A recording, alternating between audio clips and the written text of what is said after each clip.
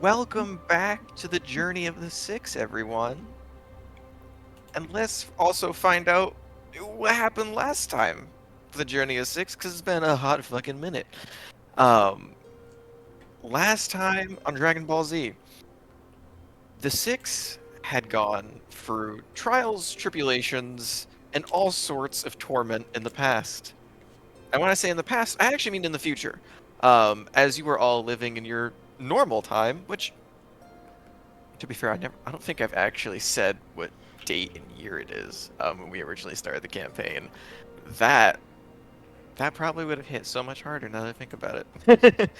But in your current day, you were dealing with the Monarch issue of being summoned after being broken out of jail by a mysterious force that had frozen time ever so briefly, summoning Duradon, Kibble, Mammoth, and Mustang to the top of Paradise Peak, where you had a whole TLDR rundown with the Monarch of Dragons, wanted you to fix his sister, the Monarch of Mischief, and break your connection in doing so that you would not become threats. Schrodinger Dawn. Oh my god.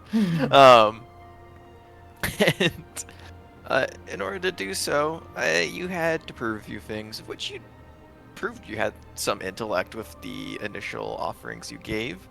And after some discourse, he decided to allow you to take a year instead of the few minutes you were originally given, to try and go into a time where you would have ideal amounts of resources, protection from all that is chaotic in this world, uh, and the ability to expand on yourselves to maybe find something that others could not at a lower level.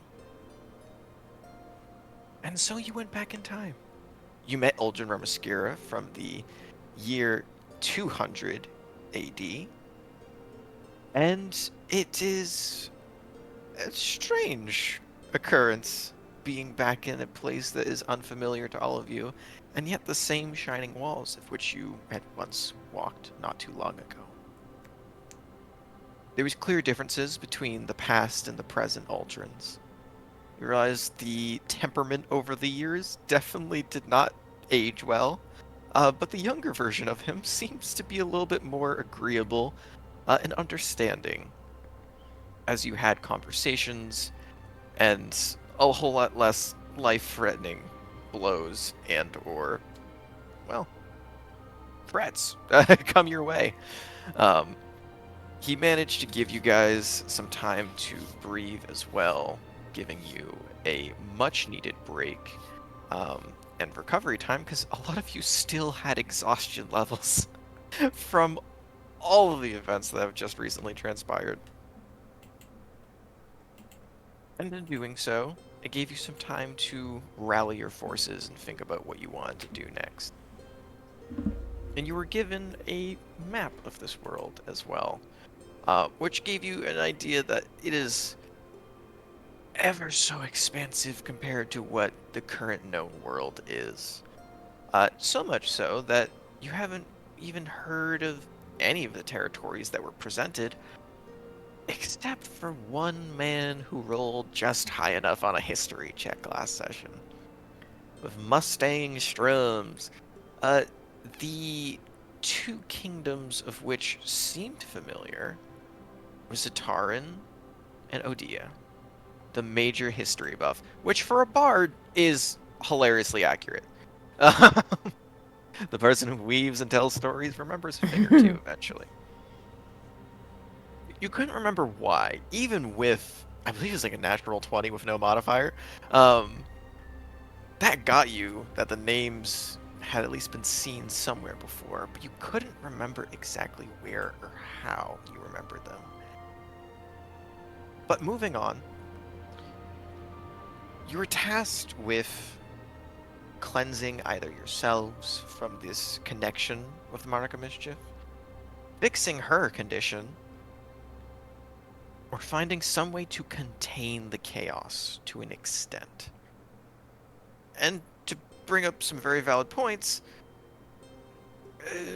Duradon and I believe this is a little bit, but also Mustang, I think, brought up the very good point that it's hard to do that if we are unable to manage it and or see it at all, to see the connection, to be able to understand that you are still in a pact deal and or situationship, as some might say, with this being. And if you can't measure that, then you really wouldn't be able to know whether it was gone or not.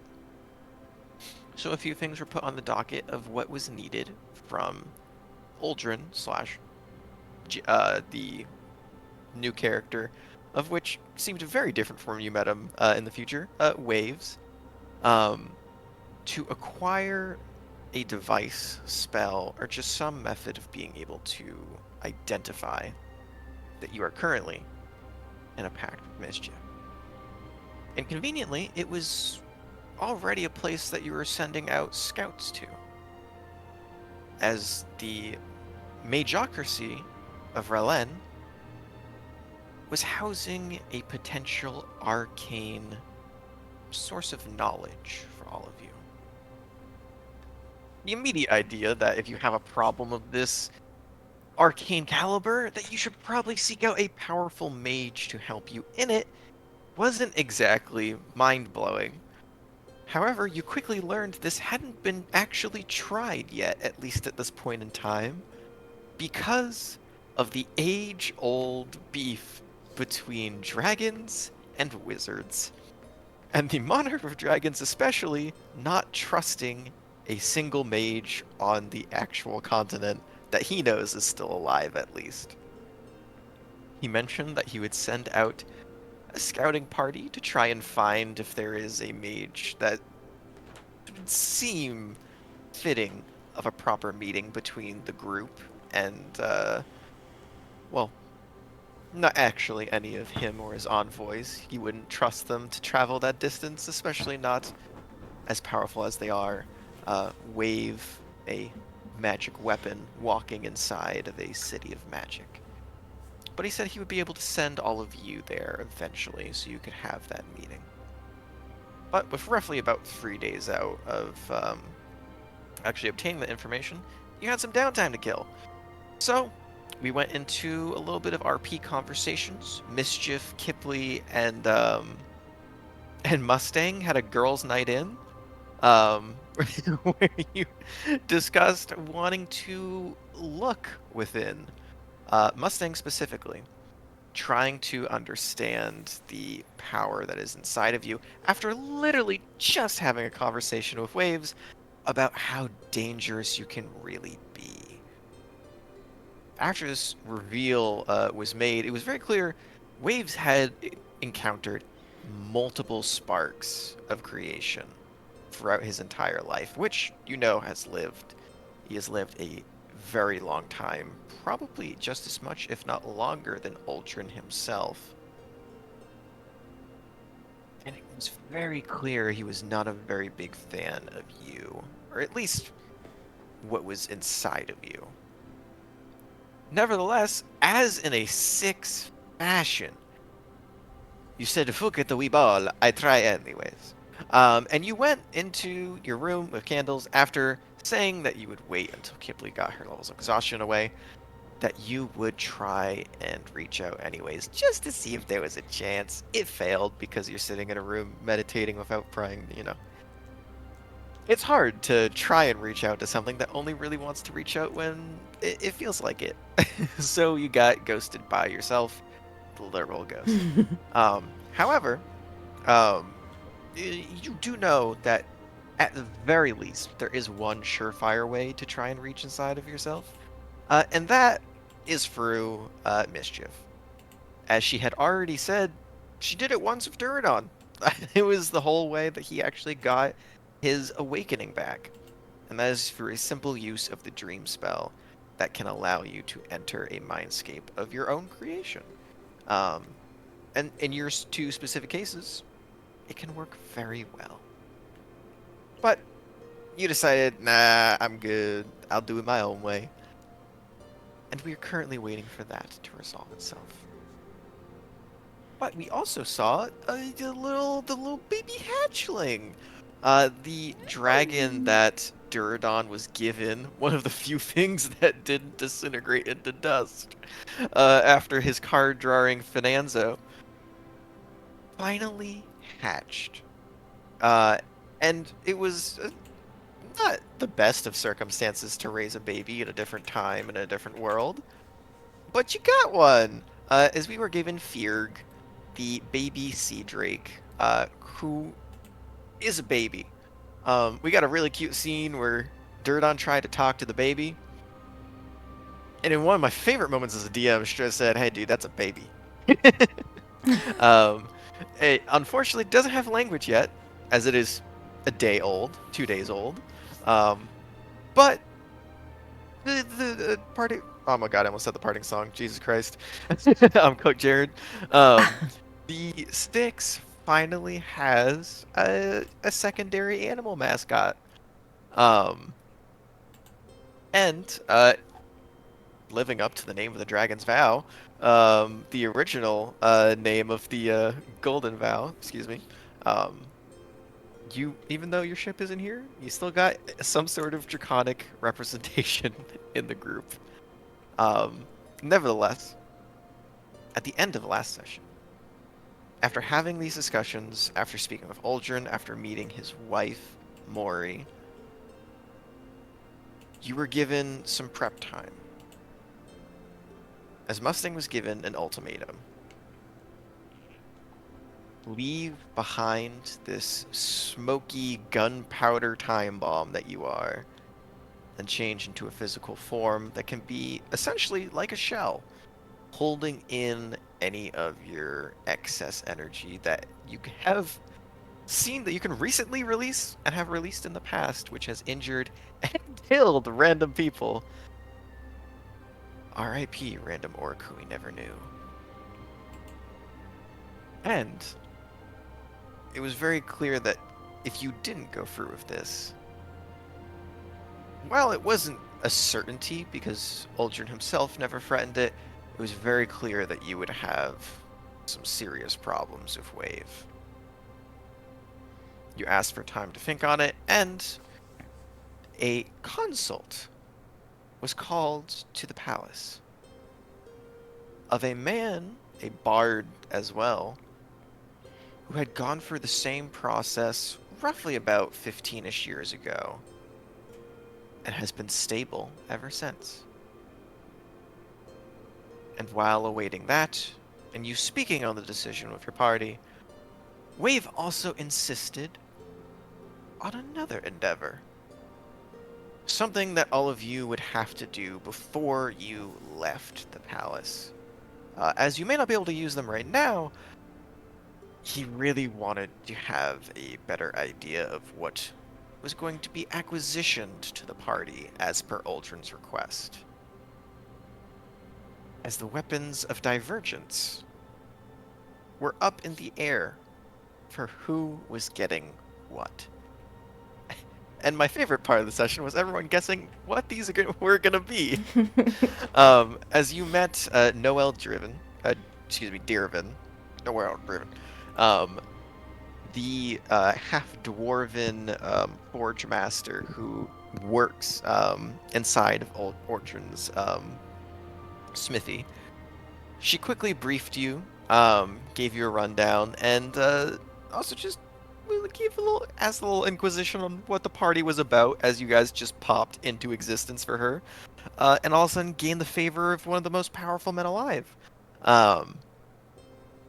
But she said that Uldren had requested that you would get access to some of the more serious weaponry within the armory, and she led you to a large iron curtain in the back of this workshop, where after being moved to the side, you saw what can only be described not as a weapon, not as armor, but artifacts that you could never have dreamed of existing in your own time, never mind this one. suits of armor roughly about 40 feet tall, each of which equipped with their own unique weapon designs, builds, and all having this strangity about them for how foreign they feel. You've seen Warforged from your time. You've even met Carter Binstrom's instruments, of which he's created, in the form of Thaddeus, for those of you who broke onto the submarine or were invited to be a part of the submarine interrogations of Evelyn Gray. You saw the large metallic shape-shifting ape, but even that seems dull in comparison to the walkers. And each of you were given a choice. And for the funny part of about 10 minutes, everyone danced around who they were thinking they wanted to pick. Meanwhile, I was giggling and kicking my feet like a little girl, as I had already predestined uh, which one would be each of yours, just off a guess of personality and characters. And let me tell you, spot on. To no one's surprise, Ector, the Onion Knight himself, was chosen by Mammoth. The incarnation of Death herself chose Mordred as Kipley saw a scythe and said, "Yes, please." Mustang wanted a Mordred or potentially Lancelot, the preferred pick. And the nature man himself, the beast of the east, Escalados, went to Duradon. And after selecting these 4 walkers, the session ended. And you never learned how they worked, and you never will. And that's the campaign, folks. Now, and the world fades to blackness.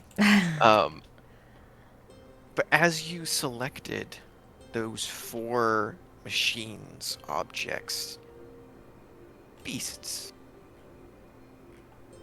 that's where we ended, and that's where we're going to pick up tonight.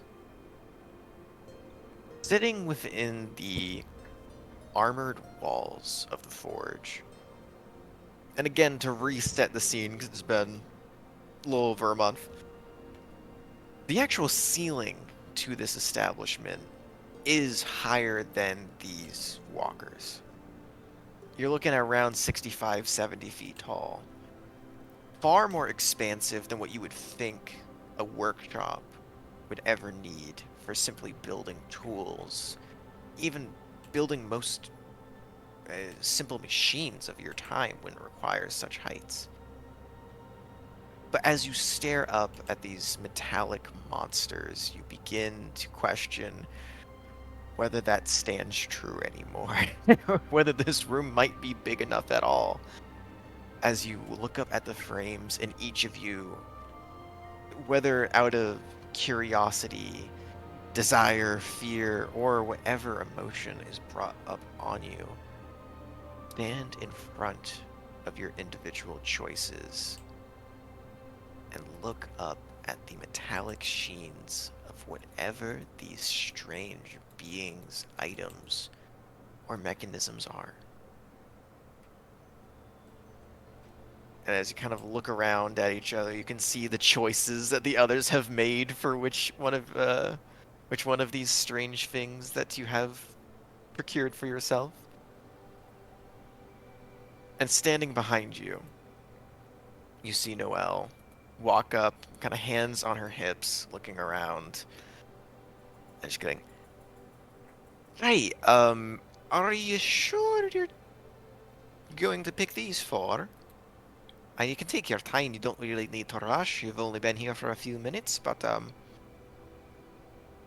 yeah, if you like, if you're that certain, I don't believe you're ready to wield them at this moment. I think Wave here just wanted to confirm that you are knowledgeable of what these things are and what exactly you're going to be using them for, right?" And you see behind you Wave, who, like, entered the facility but didn't actually follow you guys in all the way. It's roughly about like 50 feet away. He goes, yeah, I would love to see them try at this point, but I sincerely doubt it would get anywhere. You guys can go ahead and ask Noelle any questions about this. I just needed my due diligence done so that I could get Ultron off my back. Have fun. And Wave begins to depart outside of the room as Noelle just kind of looks at all of you and goes, a ray of sunshine, that Wave is. Well, I have to say, I'm a bit surprised based off of your choices. But nonetheless, we can begin the attuning process if you like. It'll take about an hour. If you want to get it done now, we can get it done now. If you want to wait, we can wait. It's up to you. But he is right about the not probably being able to use these for a while. Alright, so if you were going to choose one, which one would you have picked? Like, did we pick good ones? I have wielded one of these before, actually. Yeah, which one? A very long time ago. Aldrin asked me, out of the blue, as one of his foremost craftsmen, entrusted, well, I come from a line of family that has known his family for generations. He asked me to fight in the Divergence. And I said, respectfully, a fucking no. Because I didn't want to lose my life to an avatar of a god for no reason. I'd rather build weapons. Yeah. I know, exactly. But Yeah. then he offered a side project instead of building something that could help others fight for me. And I said, well, fuck. I've made these things really fucking cool. It'd be a waste not to run them myself. So I took one out for a spin. Didn't actually fight an avatar of death or whatever, but yeah, I did fight some serious. I think I fought a worm the size of a mountain. I can't remember its name. Nasty bugger. Anyway, if you see the one on the far end, and she points to the long bearded horned individual with the two kind of large, it looks like almost like cannon barrels sticking out of the top of it. She goes, Old Gurnine has not been in use for a number of years at this point, but he did serve me well when he was operational. A lot of these don't even work anymore because they haven't been properly maintained in about a century or so, but I can get them up and running. Oh. Well, that's good. Yeah, any questions you want to ask about them, you can just throw my way as well. Oh, yeah. Yeah, yeah. How do you use these? And what do they do? What do they do? They kick some serious ass, dearie. How do you use them? It's pretty simple. It's normally around the legs or the back of the waist. There's a small contraption, small little doorway that you can enter. You climb up into it, and there's a kind of like a ship has a helm. There's like an inside of a helm in there, right? And you can climb all the way to the top, and inside of the actual helmet itself, the large face that you do Hickle that you can see, it should be a big enough for all of you. You might have a hard time fitting. And she points towards Duradon, the massive 7'2" of himself. I think it should be able to accommodate someone of your size, but the rest of you should be fine. You walk up inside of the head, and there should be some basic controls that you could see in there. A lot of levers, a lot of pulleyaways. And she kind of like does like a tug motion. I'm gonna be very honest, it's extraordinarily complicated, but once you attune to it, it should help explain itself. At least, should, if they're still operational. Again, I haven't actually used one of these in a century longer. 2 centuries at this point has it been since the war. Yeah, we'll give it 2 centuries, give or take. So I'm a bit rusty myself, so it's going to be a learning process for both of us. But trust me, you're in the hands of a professional craftsman, forge master, and one of the smartest minds in the world. So you'll be just fine and dandy. I trust you entirely. Thank you so Oh, much. I wouldn't trust anyone entirely there. But I Well, like the vote of confidence. you know, we don't. We're like. We have no. We're kind of fucked. So, pretty Oh, much. Yeah, we've kind of hit rock bottom. This is really the oh, upswing. that's a rough statement to just drop on somebody like that. But you know what? Sorry to hear. Well, just think you get to be a part of the upswing. And, Sure. Okay. Part of the upswing. Right. Um, how do you want a downswing though? Just for my oh, clarification. we 'Cause hit fucking rock bottom. Like, absolute. The lowest we could get, pretty much. Do we okay. really need to be dumping this on people, Kipley? Oh, No, it's definitely weird for your. It's kind of like having a horse handler, and then coming up to you and just saying that my life's going to shit and the farm's being sold and the donkey's going to a random guy named Jim. But honestly, I'm here for it. If you're, I'm not a therapist or anything, but I certainly like a good story. oh no, we don't need therapy. we, we don't, right? No. We're good. You're not all there. I like it. Just spoken like someone who needs therapy. Yeah. No. Well, this I is do generally what happens. Yeah. No. I sorry interrupted you guys. What were you saying? I've got a question. So, Hit me with it. obviously, these things are very huge and very magical. Does Ordinarily attuning to so. something like these come at any cumbersome burden to ourselves? That's a good question there, lad. And abso-fucking-lutely.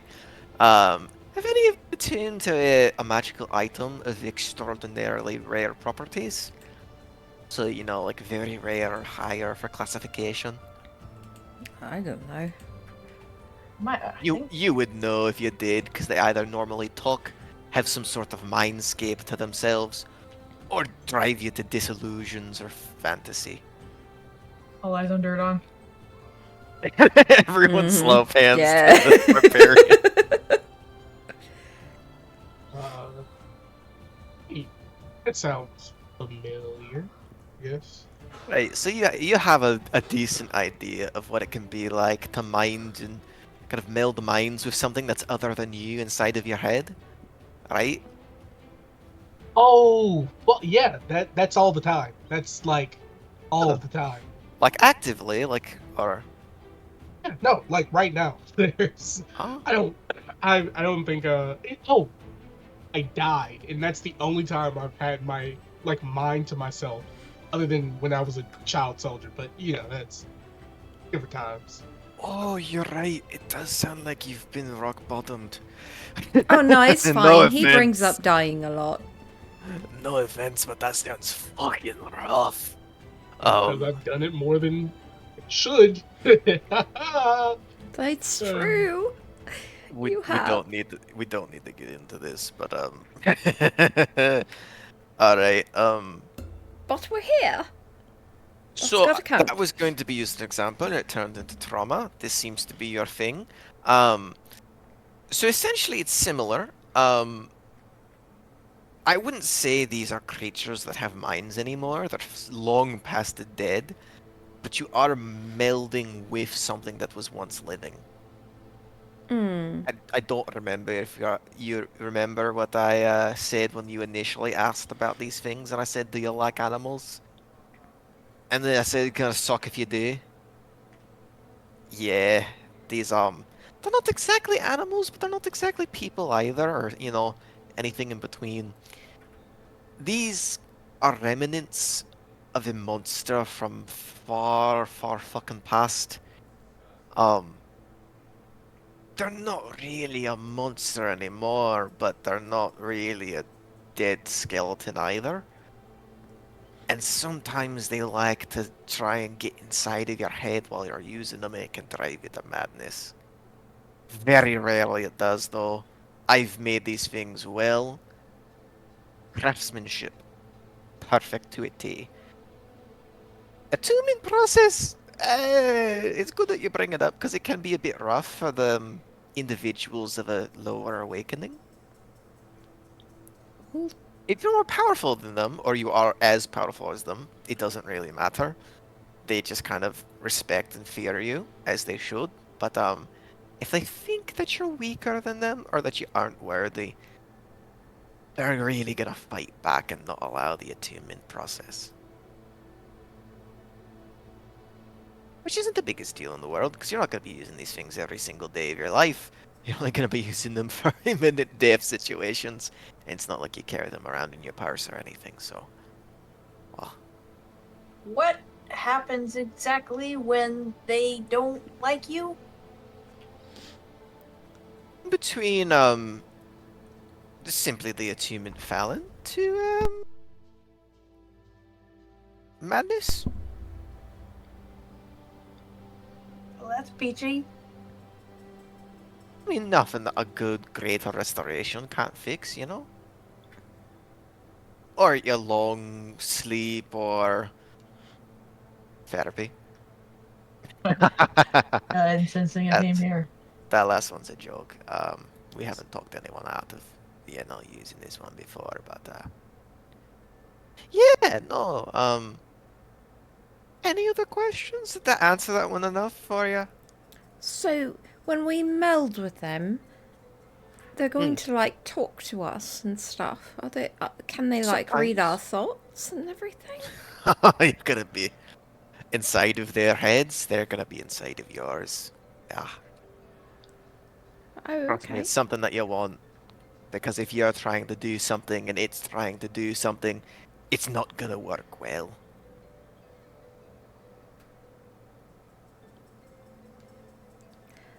Well, It's not exactly like they're alive, You're not going to have conversations, but you might hear whispers every now and then of them saying they're in great pain, or, What? them saying, like, oh, if you don't do this, then I'm going to kill you, or something like that. But they're already dead. They can't really do anything. Are they in pain? Oh, they're fucking dead, but they think So am they're I. alive. Oh, well, actually, I was gonna ask about that. Are you a fucking ghost? Yes, and I do feel pain. So your argument here isn't exactly holding up. Well, there's a difference, right? Souls. Souls are the aspect that can still be alive and feel pain. But it's not true for everyone. Because you're a soul inside of smoke, maybe, I think? I'm not sure. Who knows?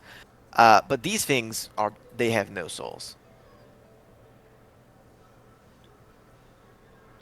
how do you know? Because I'm the one that bound their bodies like this. Wrapped them in adamantium and mithril, I did. And it's kind of hard to keep a soul tethered to something that isn't exactly yours anymore.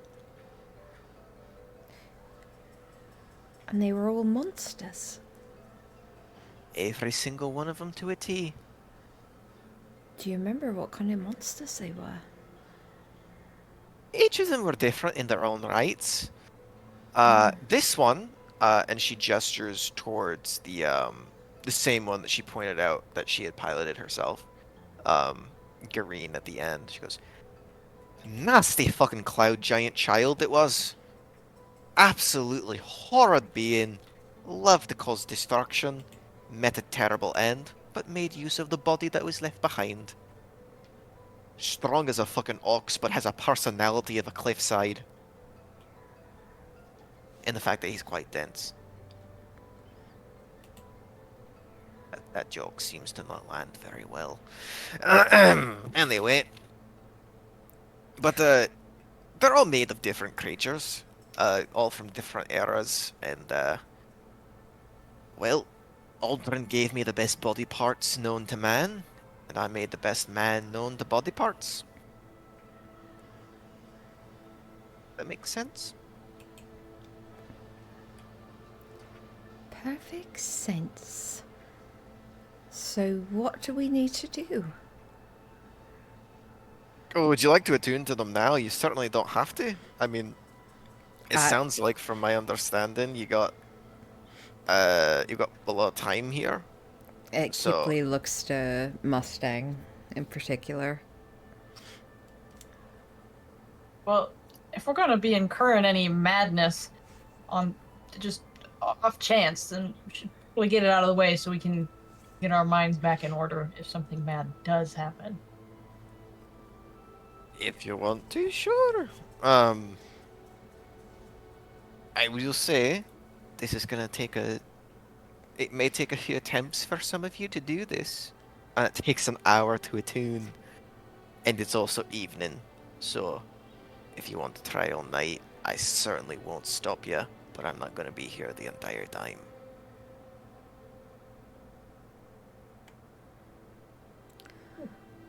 I'll give it at least one college try. What do you guys think? That sounds good. Let's do it. Alright, well, first things first. All of you are available to attune to an item. Right? At least one. Oh yeah, we don't have any of our shit, right? You are All of it was itemless, taken, which, yeah. by the way, this is an important factor. Anyone who had attunement items and who were in prison, your attunement to them has ended by now. Because you have been separated for more than 48 hours. Now, Cool. Mustang, I want you to go ahead, if you will, because this is one of the few things. This is one of the times where it might have happened, but Dom at the time might have overlooked it or was moving for the narrative, so we never got a direct answer. I want you to go ahead and roll me a d20. Before you do, Jared, evens or odds?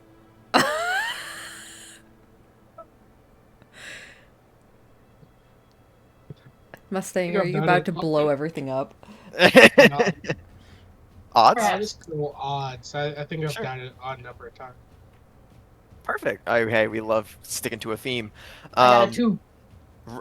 Oh, well, okay, well, we're gonna use a different roll than that one, because okay. Ryan, above a Yes. 10, below a 10, Above. above a 10. Okay, you were looking for any odd number above a 10, and you still have your amulet of health on you, Oh God, wouldn't that be nice?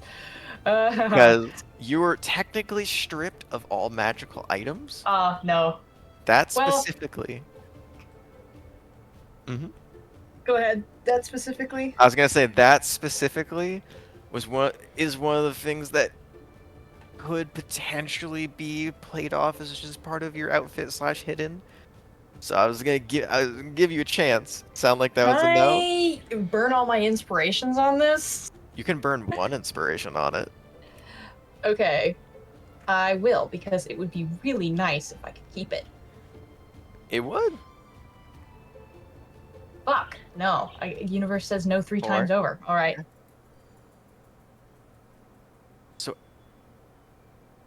Not setting in immediately right now, but setting into your mind at least. You are reminded that the constitution granted to you by such artifact is beginning to fade. The rest of you all, of your various items, have experienced this already, as the majority of you actually... Funny enough, majority of your other items that are attunement isn't exactly like that noticeable because not many others have stat-inducing item enchantments. But the biggest ones that we have are Kipley, Mustang, and Mammoth. All are currently without their focuses for Druidic bardic, and occultists. As the stone was taken, as the lens was taken, and as the prime monica was taken. So keep that in mind going forward as well. Back to the present. Noel kind of looks over. He goes, "Okay, so it's going to be a little bit dangerous to just jump right into it. So we'll give it a test run. I just want all of you, and it's going to be a bit painstaking, so you might want to sit down on the ground, or I can bring you chairs or something, to just lay a hand on your partner in crime, your new best friend, your walkers, and try and reach a place in your mind where you're as peaceful and quiet as you can be." And she kind of looks at Duradon for a second. "And just focus on keeping it in a state of clarity while trying to begin the attunement process. You need to be inside of it to fully finish it, but I feel like if you do it now and one of you goes really fucking wrong, you could break my entire workshop. So we'll do that outside at a different time. But for now, let's see if you can at least get them to speak. Or, meld with your minds." And she does, like, jazz hand, like, magic fingers towards all of you.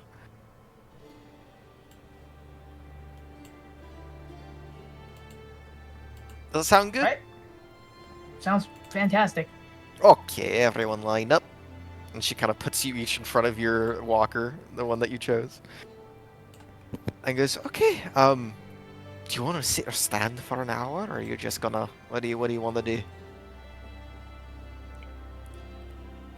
Kipley sits on whatever its foot is and like leans back against the shin. Okay. No chairs then. Have fucking at it. I'll be here. And she just kind of turns and walks about like 15 feet off and begins just sorting for boxes. And you can hear it's completely silent in here, except for the occasional ding, ding, ding, ding, ding, ding, ding, ding, ding, ding. And just like clings and clangs occasionally just cause like these moments of like distortion as you are all just sitting against these beings, these once alive monsters turned metal. That, again, as Kipley leans up against the side of it, you are not even you are just about 1/10 tall as this thing is, as its toes are bigger than you. Which, no, by the way, have to clarify because I said it, none of them have toes. Alright, let's be. It is armor. It is just Totally toad. can't have any miscommunication. The dogs are leashed. But the process begins. For the sake and purpose of conversation-wise, anyone attempt any sort of conversation or want to have any conversation with each other throughout the hour? Or are you going to try and reach that state of clarity? Hey, DM. Yeah. Can I ask the nice lady a thing before I just do it? Sure, you want to ask Noel a question?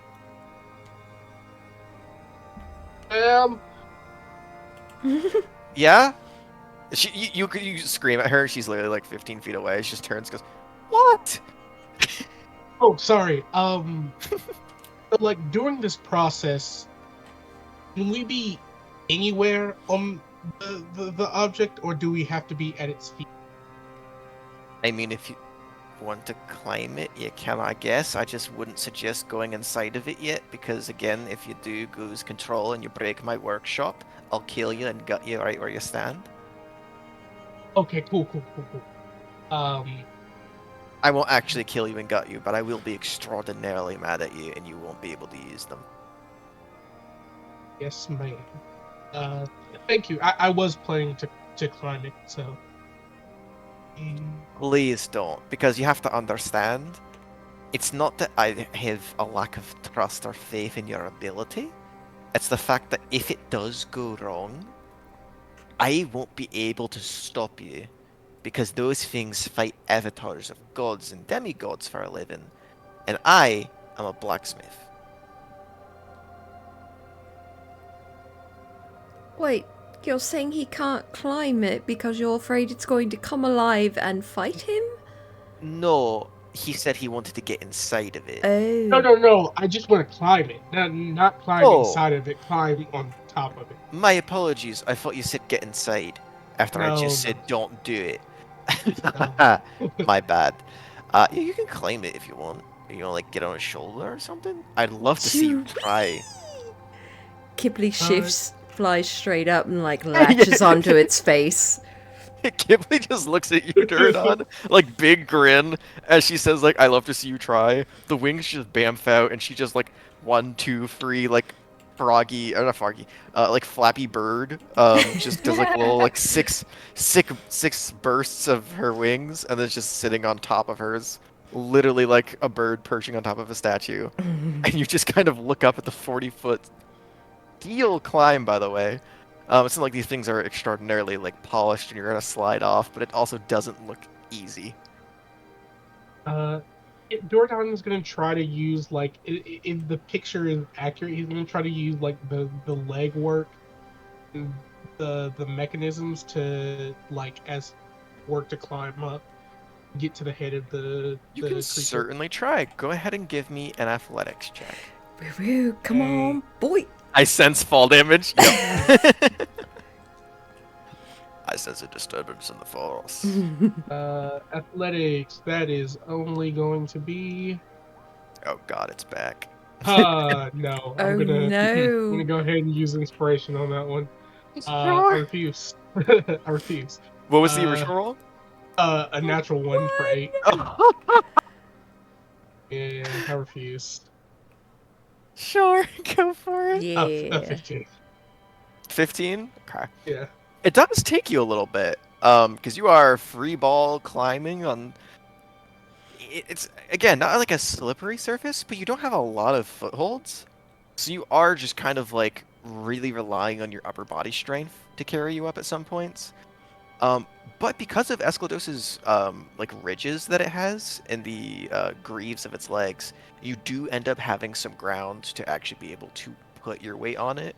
And climbing up the chest portion is easy because of all of the accentuated antlers and deer head that is coming out of the chest. Perfect foothold and perfect grip for the sides to be able to just muscle your way up, and you can kind of shimmy your way up there into the left or right shoulder. The helmet is as big as you are. And now that you're looking at it, you have like a ridiculous perception of like passive 23, right? Yes. You can tell she wasn't joking. If you really do pilot this thing from inside the head, it's probably going to be a tight squeeze for you. Like, it's not going to be like unbearable, but it's not going to be pleasant either. You're going to have to retrofit it so you can sit in the codpiece. Oh God. Oh. You just hear all the way from down the bottom. No, you're not. um, You're just not You gonna may- have a lot of leg room, big guy. oh, that's fine. When he gets up there and kind of sits to the top, he's going to grab hold of the branches, or like before he does, he's going to summon a fucking blood blade, Okay. and cut the palms of both of his hands, and grab onto the branches. Okay. For the hour, he's just gonna Lead onto it.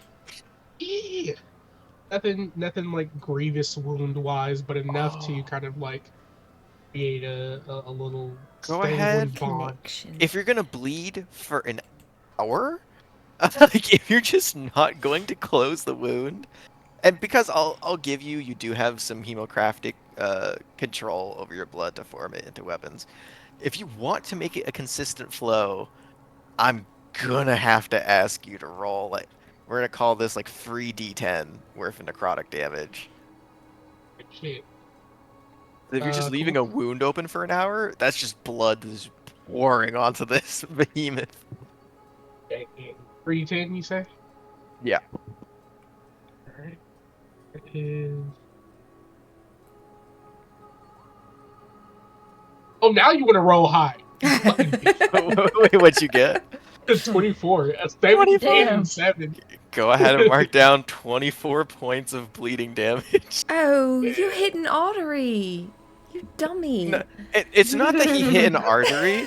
It's the fact that after it started like a slow trickle, you can see like dirt on his brow furrows, and he takes the blood blade and cuts himself a little bit further, and he has like a dagger wound, like 3 inches long in his palm, and it's just dripping blood.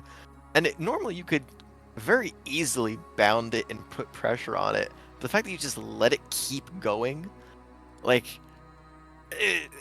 it's not gonna kill you, but at the same time, you lose way more blood than you expect to as you try and slow down the trickle, and you're like, oh god, this thing has been running for a while. It's like when you leave a hose out to fill like a small bucket of water and you forget about it and it just overflows. There's just a good chunk of red flowing down this beautiful being. We live And with you can our see choices.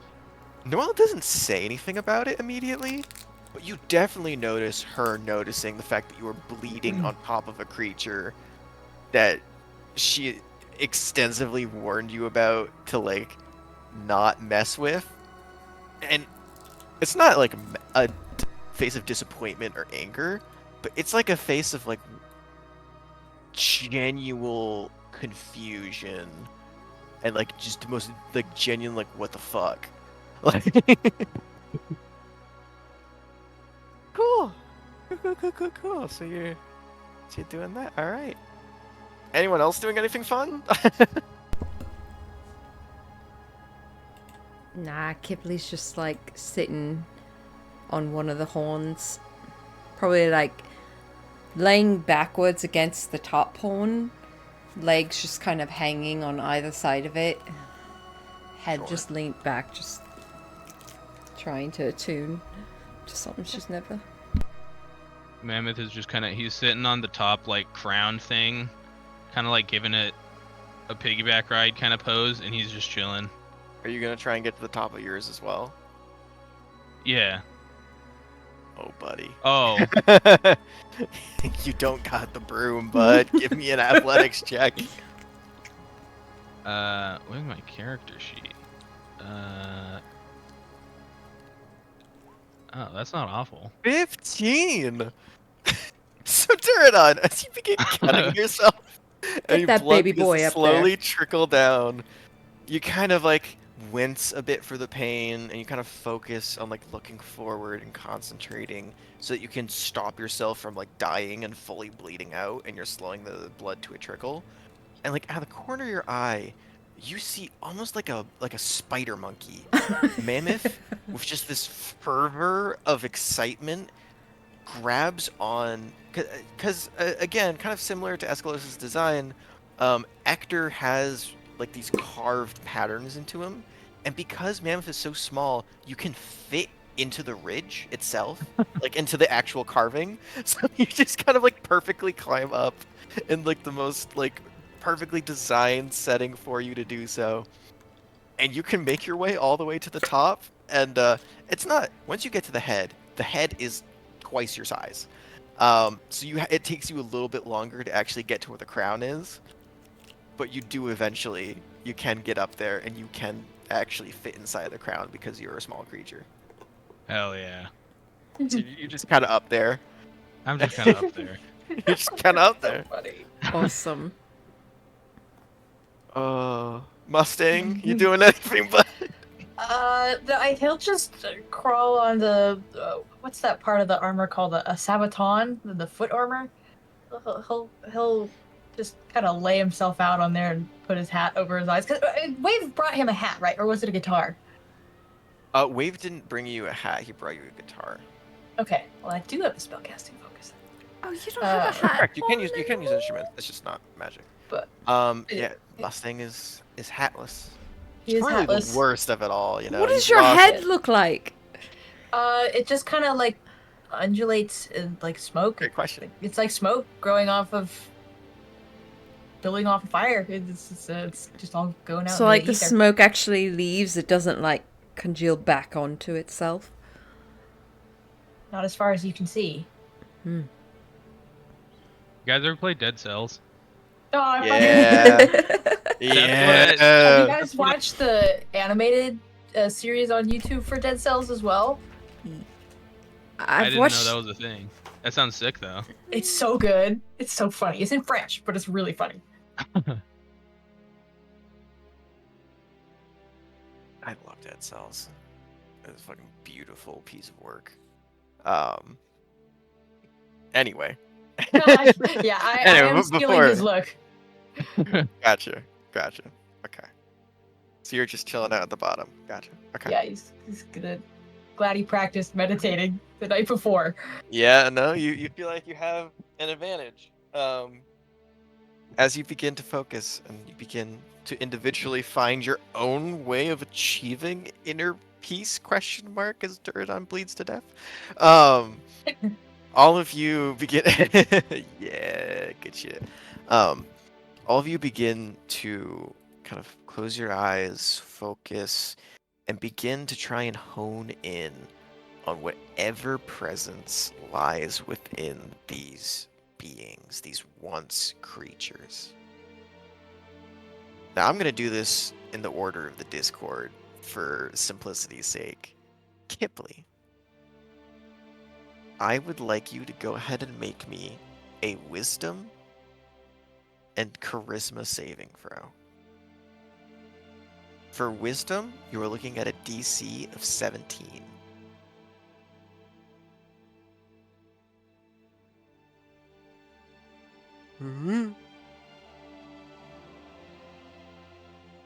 Okay. Is this... It shouldn't be a disadvantage for saving throws. But also, I don't think you have advantage. So it would just be the 7. If you would like, you can use inspiration. Oh, but that poor wasted natural 20. Okay. Do you want to keep the 7?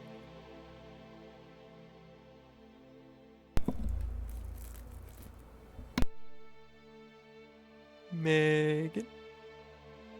Oh, did you know? I'm sorry. Yeah, I'm gonna keep it. You're gonna keep 7? Okay. Go ahead and make me a charisma saving throw. Another one?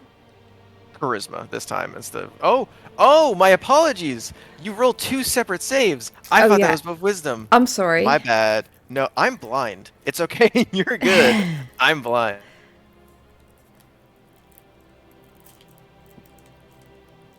Actually, you are right. I think because the exhaustion level 1.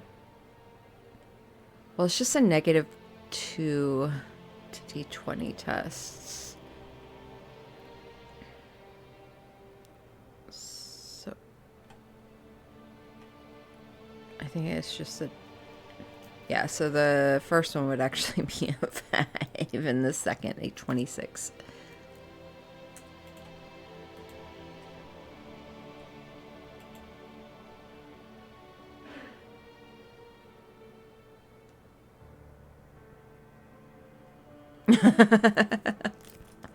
I wondered, I was like, did I lose everyone, or... Oh. Your headset died. R.I.P. Dom. It was a good run. It's cool. I can pick this up, guys. So, natural 20. We all just totally attuned to our robots.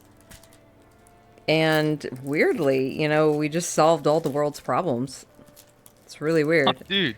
I know, Hell I yeah. know. All the Renels just instantly poof. Hello. Da- Okay, oh, I'm okay. back. Okay. I don't know why, but my PC just said, excuse me, mister, your headset is going to kill itself now. Have a good day. Bye. Okay. I know, just left you in suspense there. Oh, Cool, God. cool, cool, It's cool, cool. okay. Megan actually finished the campaign for us. So we're all good. Oh, how did it end? Yeah.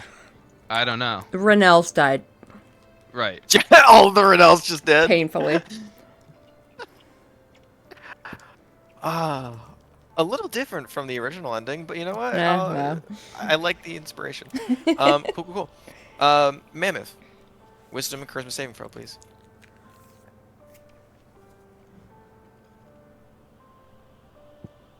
Wisdom, charisma. Damn. Okay. Is the same DC of 17 for wisdom. Do you want to try and reroll of inspiration? Do you want to keep it? I'll keep it. Okay. Do you want to keep the charisma as well? Yeah. Okay.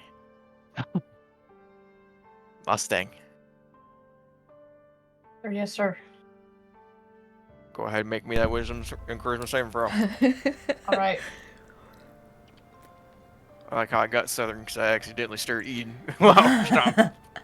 So it's an 18 Yeah. on wisdom and a 21 on charisma. Shit! Are you gonna be the only one? Oh god. Because it looks like my robot X. I'm locked in. Hey, I'm used to entering Metal Men. Yeah, I think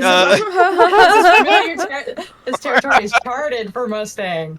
Favorite terrain. Amazing. Duradon, go ahead and make me a wisdom and charisma saving throw, please. And funny enough, you do still get advantage Which one? for wisdom Okay. Thank God. because of your Calistar heritage. Yes. Okay, wisdom. Don't If fail we me had now. done this earlier, your exhaustion levels would have said fuck no, but you actually got your rest. 19? Okay. Alright. 2 19s, by the way. Crazy work. Yeah. All Okay. right, come Go ahead and on. make me that charisma save. I have to get a natural 17 on this. Come on. Oh, I never come told you on. what the DC was for charisma. Oh, 19! 19's across the board! That's 19's great! across the fucking board. 19, 19, and 19? Yeah. Holy shit. That's Okay. not okay. The blood works. The blood works. We'll see if it works in a second. Okay, alright. This is it's not it's not the worst, but it's not the best. Here's what happens. We'll go down in order. Kipley. Sitting atop Mordred. Close your eyes. And you would be like the star pupil for having another voice in your head at this point. Second up, only to Duradon, who has seen every voice live inside of his head at one point.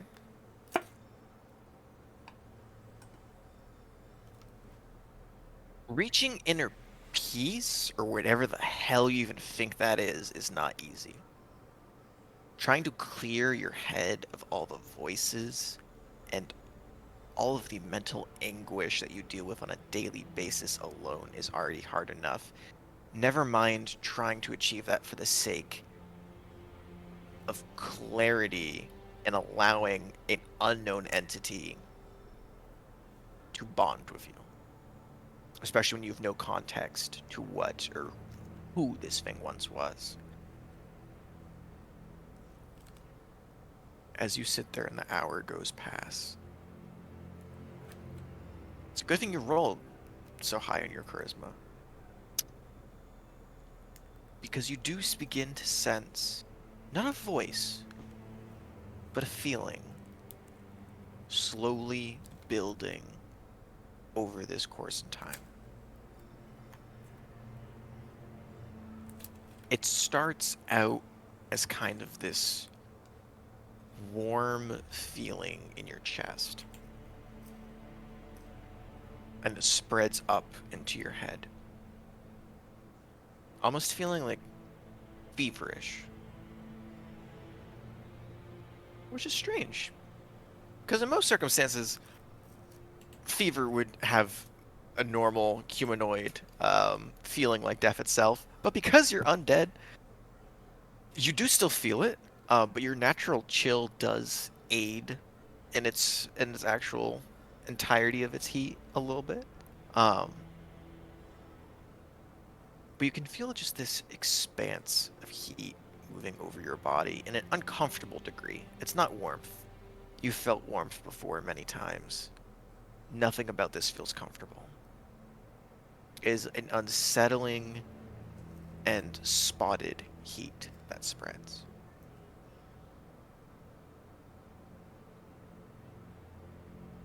The second comes the chills. Your already cold and dead form turns ice cold. And that's literally ice cold. As you sitting atop Mordred don't hear or see it as your closed eyes trying to hone in. Uh, anyone with passive perception above 15 hears the smallest scratching sound coming from the top of Mordred as small ice crystals begin to move up from the armor itself and attach themselves to Kipley's arm, moving up your hand, moving up your arm, and kind of spiraling around it, stopping just at the shoulder. And you can feel yourself frozen to the actual being itself.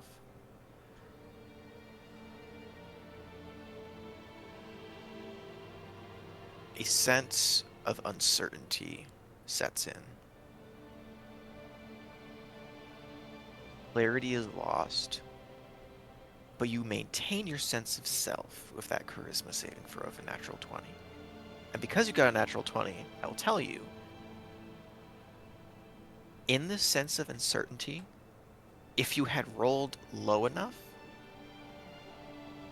as someone who has been possessed before, you immediately understand what would have happened if you had failed. It wouldn't have just been madness. You would not have been in control of your own body. And you realize the sense of self that Noelle mentioned before, it may just be in Mordred, but you are certain it is still a strong sense of personality. Whatever this is, this does not feel dead to you. And as it enters your mind, there is this unsettling sense of a presence that you actually haven't encountered before. Only once would you ever have gotten close to feeling something of this scale. And that was back the day that Maeve died. As most creatures you've met are not born evil,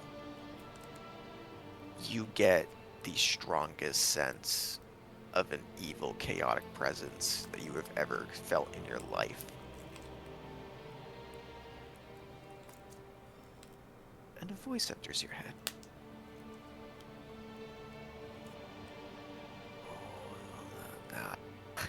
Oh, listen, I'm a little curious as to what this strange new form is.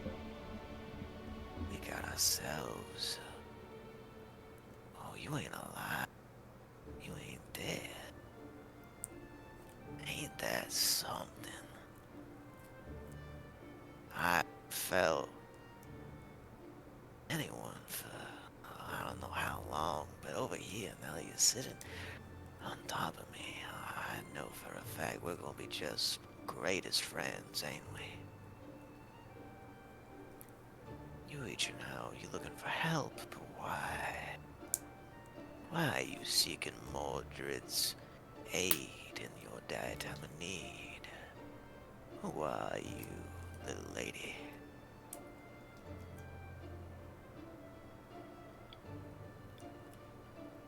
Oh, can she respond? Could certainly try.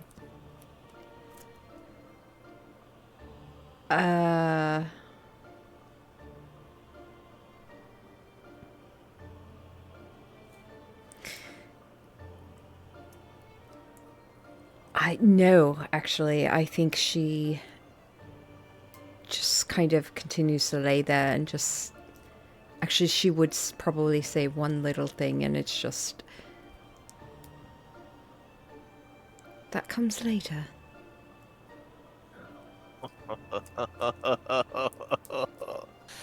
Oh, that ain't for you to decide now. Come on. I asked you a question. You trying to bond with me. You trying to attune to me, aren't you? Now listen. This is a two-way street you're trying to walk down. So answer my questions, won't you? What is it you seek my strength for?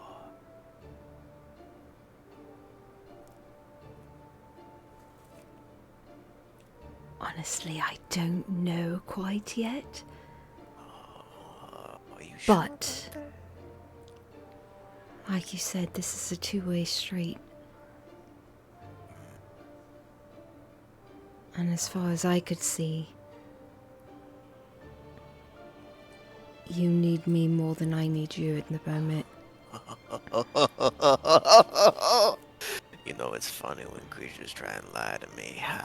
I truly, truly do enjoy relishing a meal. Lady, don't try that again. Answer my question. Why do you need me? I don't Why know. does this little creature appear on my doorstep?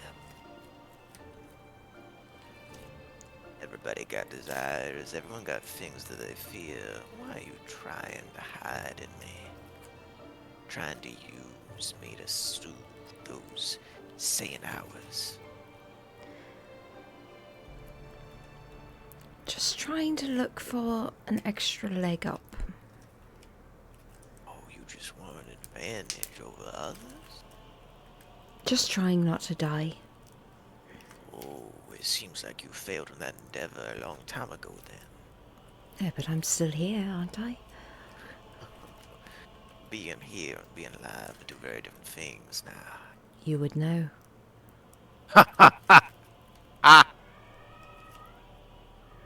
Oh, I think I like you. Not that much. Not enough to let you win just yet. But I like that fiery attitude of yours. I think we can be friends, you and I. Say, why don't we strike a bargain? You're trying to avoid death, you're trying to live, you're trying to get a leg up, is that what you said? I can help you with that. Oh, you and me together, we can do some very powerful things. You wouldn't believe what I'm capable of. But together, oh, all the joy to be had. Two of a pair. Two of a kind. Two in the mind.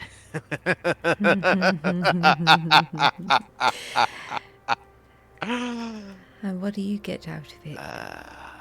Oh, we ain't get there yet. Next time that you try, maybe then we can strike a proper bargain. And if now simply fall apart like a house of cards, that's not something I'm interested in. I like a little more finality. Don't you worry, little one. You've piqued my interest. As been a long time since someone even dared touch me. Never mind, try and see inside. I can see. You think you understand horrors. You've seen some things in your time. I will give you something worse than most mortal men. But I am nor mortal nor am I man. And I would love to show you what I've seen.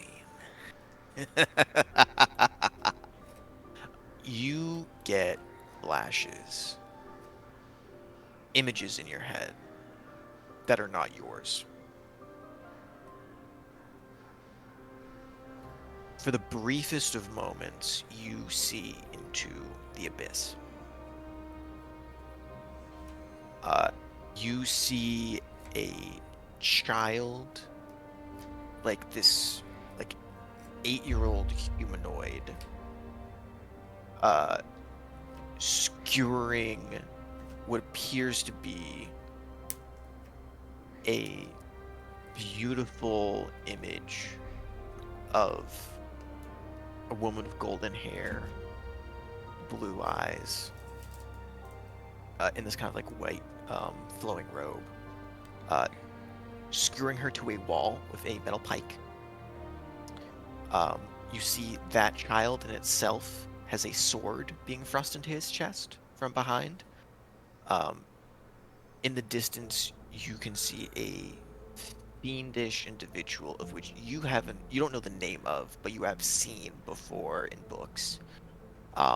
A large, rotund mass of red skin and horns, with its claw devouring children, eating them in their entirety and whole while they are still alive.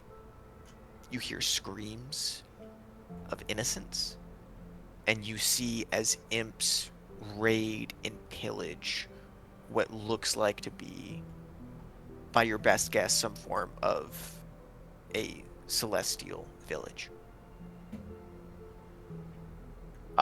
And you just hear this creature laughing in the background the entire time. You don't lose control of yourself, which is good. But Kipley does begin to kind of rock back and forth on the top of Mordred, and you are unable to speak until you take a long rest. For the horrors and comprehensions that you've just seen far surpass anything that you have experienced in mortal life. Kipley just feels this deep, unsettling, almost like vomiting-esque feeling build up in the pit of your chest and the pit of your stomach. And you feel that if you open your mouth, everything will come pouring out. That's Mordred. Mammoth. Yes. Sitting atop this strange device. Take some time to focus.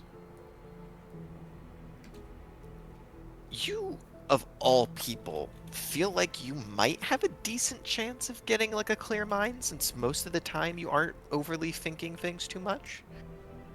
You're very go with the flow kind of personality, never really dealing with any like abstract concepts up until recently.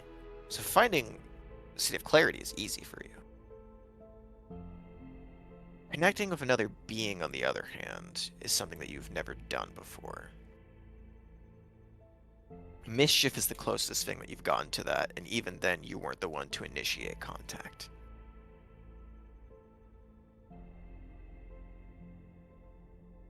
Think back to when you first pick up the stone, you think back to Bruce, you think back to anything that is related to speaking with another that is not you.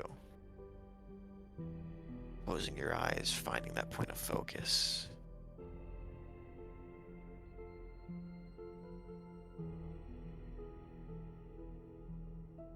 And as you have your eyes focused in a state of like closed, you don't see it, but you can just feel something beginning to wrap around your body. Oiled bits of fine work and root wrap around your wrists, wrap around your ankles, and tying around your waist and neck begin to tighten. And unlike the encounter with Mordred, your voice immediately speaks up. You don't get a sense of impending doom. You don't even sense any immediate animosity. But you sense a presence that you and yourself would feel like you would be the most familiar with, based on your background, but feels alien in this moment.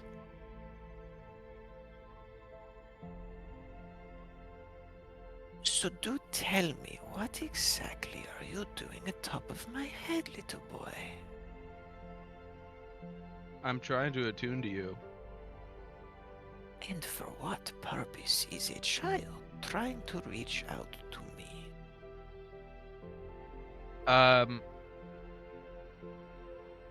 I'm not strong enough to get mischief out of here by myself right now. I have no idea what that means. Do try and be a little bit more clear, would you? What exactly is the purpose of you trying to attune to me? And you can feel the wrist restraints tighten and begin to dig into your skin. There's this lady called the Monarch of Mischief, and she's bad news, and so we got sent to the past to try to figure out a solution. But the problem is, my friends and I are really weak, and so The vines begin to wrap even tighter as you continue to go on. And you can feel the one around your neck beginning to, excuse me, the one around your waist beginning to snake up around your neck and loop around and begin to cause strangulation. sorry, I don't really know what you want me to say. No, you are not answering my question. I am simply asking, why are you trying to attune to me, little boy? When you are so weak and helpless, and you are trying to rely on something so much bigger than you. Why would I allow such thing to try and even touch my form, never mind control me? I was hoping to get to know you before before any of that stuff. Were you now? I think Yeah. I would like to get to know you instead. And your mind goes blank. The vines withdraw. And as you are all in a state of meditation, no one sees it, but everybody hears it as Mammoth falls 40 feet onto the ground and impacts against the Ooh. cold hard floor, unconscious. Oh. Now, here's the fun part. You are incapacitated. You're at 0 hit points. And you are currently unable to stabilize at the moment. What? Meaning that you are not dead, but you cannot regain hit points. You are in a state that is essentially the closest you can get to being into a induced coma. As Mammoth's body lies on the ground, unmoving. Mustang. Yeah. Remind me what you got for your wisdom and charisma saving throws? 18 for wisdom, 21 for charisma.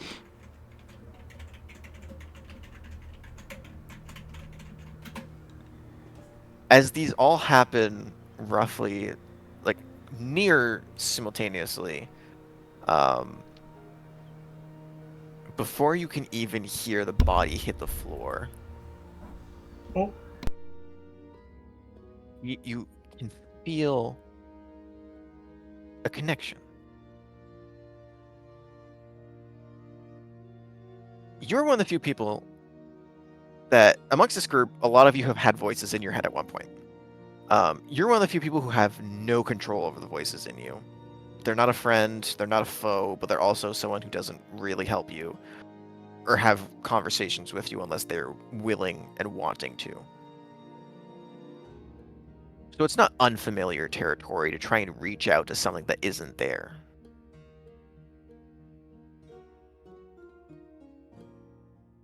And as you do so, annoyingly enough, you do hear a familiar voice in your head.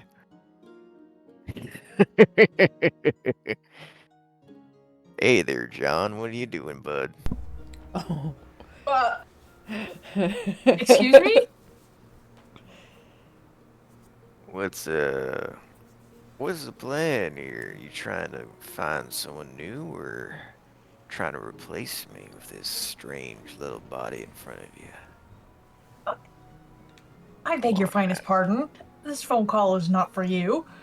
Come on now, don't be like that. You know we can do so much more than this. You don't need a suit of armor. You're so much better than that.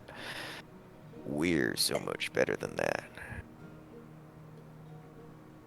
You know, I can't help but feel like I've given you a lot of chances. And every time I It's- have, it hasn't gone well.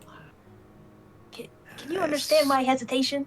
That's because you don't give in. You don't let me guide you. You try and do everything on your own, and look where I got you. Listen, you don't want to do... And you can feel as he begins to talk. You don't have the option to suppress the voice, but you feel like something else is trying to. Would you like to attempt to go ahead and have that other thing do so? Whatever it is.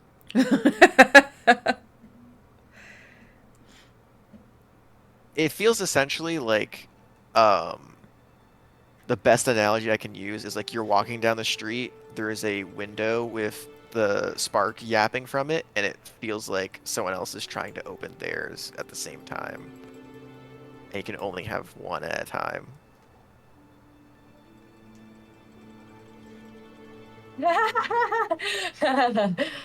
Jared, no. What does it feel It's not like just to you. Robert? It's not just you. Come on now. Remember that date that we shared out looking at the stars? Why are you doing this to me? Canon. No, it is. It's not just you, Jared. So I can still talk to the spark. It's not like been shut out yet.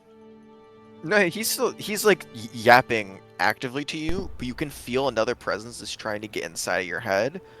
But you can understand this because you rolled high enough, and the fact that you've had the spark in you for so long, and because he started talking to you so much recently, you can begin to understand it. The spark is an extraordinarily strong presence. Mhm. Even though it's only an aspect of something that is so much greater than what he is as a whole, he still cancels out any minor effect or anything that is less than or essentially equal to him. And you can feel that something else that is either equal to him or greater than him and being very polite is trying to silence him so it can speak. Oh, it's being polite. I'm charmed. It Okay. could be weaker than him. You don't know. But whatever like it the is, idea. it is trying to reach out, and it does not want to have that freeway street or is incapable of doing so. That part you were unsure of. Okay. Well then, I'm just hearing the voice in my head. Am I speaking out loud or am I speaking in my head too? Oh, you can choose of whether you're speaking out loud or not, but the voice is coming from your head, This one's staying in my heart. as the spark always does. Yes. Well, I feel like I can't trust you. You know, if you really want this to happen, you need to answer when I reach out, when I send for you. I'm just saying, there's a lot of dumb things that you can do there, little boy, but this is stupid as all hell. Okay, That there's why? a proper monster you were trying to reach out to. And you're not? Oh, I am heart. I am no monster. You know we've killed monsters together. This is not what I am. I have no reason to trust you. The last time I saw you in the driver's seat, a lot of people died. And you only reach out when you want to on your terms. You He don't respect me. deserved it. Hey, well, maybe he did. I don't know what the hell was going on there. But obviously, you don't respect me. And why would I want to deal with anyone who doesn't respect me? Well then, by all means, rely on this new unidentifiable source and see where it gets you. As Falling if you back to have me been. though, I ain't gonna be nice and give you the driver's seat anymore. And the voice pulls out. All right. So lovers quarrel over to open up this other window. Okay. You try and open your mind. And it, following the theme of tonight, it's not just an overwhelming presence that enters your mind. It's the fact that it doesn't immediately speak, but instead you are bombarded by 1,000 different images flashing at you at once. You see this being, something that is so far from this world and so far from being a humanoid that you cannot begin to comprehend the entirety of what it is. You see a face with a nose like a lion. You see this strangity where it's between a humanoid and a beast, and you can see two large wings spreading out from behind it, flying over a city. It is bigger than the city. You see it crumbling into the walls and watching as the stonework fractures beneath its simple weight, not even trying to destroy it. And you can tell this is not just a creature of might, this is a creature of magic.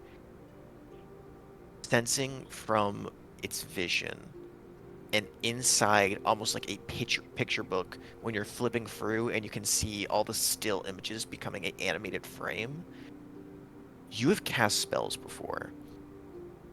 What this creature shows you is it reaching into the raw animus that only Kipley has ever seen in this campaign so far. You are the second, and what you see doesn't make sense. As you are someone who has not ever seen what raw magic looks like before, your mind only thinks it looks like flowing roots in the sky. You see it grab hold of a tree that isn't there and pull on its roots, and you watch as a rock the size of a city block is thrown into what looks like a humanoid the size of a wizard's tower.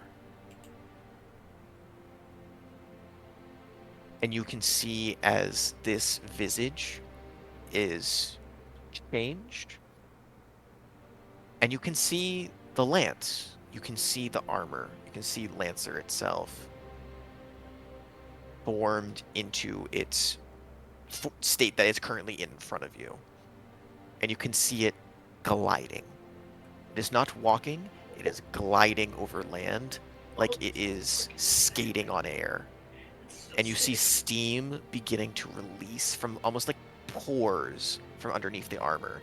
This scalding burst of steam just coating the area that it runs into. And you watch as in like an impact of less than a second, it goes from being on a cliffside, being at the bottom of it, to throwing its lance to the top and impaling a Demigorgon. Oh my god. Now, you haven't seen a Demigorgon before. So you see a two-headed beast, roughly about 20 feet tall, with a lance that is just about the same size as its torso, pierce through it, a chain attached to the lance's base, pull it off the cliff, and recall with the gravity and force of the momentum going downwards, cause a second impact, a second thrust up into it, and it splits like you are chopping a block of wood. God. And you sense that it is showing you this, not as a threat, but you can understand what this thing is. A few moments pass. And kind of like a disassembled voice. It starts out as nothing. It starts out as something that you can't understand. Whispers, murmurs. Almost like it is trying to understand what you would. Go ahead and make me just a straight intelligence check if you could. Wait. This is a DC of 10. Holy crap. Frick. Do we have 2 inspirations? We do have 2 inspirations. I'll use it. Sure, go for it. Okay, 16. 16. You understand this creature currently does not speak the common tongue and is trying to learn it. Oh my god. And you watch as it begins to form words for the first time and is actively trying to find a bonding point and fails. And a few moments later, in Primordial, a language that you understand but have never actually had to use before, in a perfect and fluent nature, you hear it speak.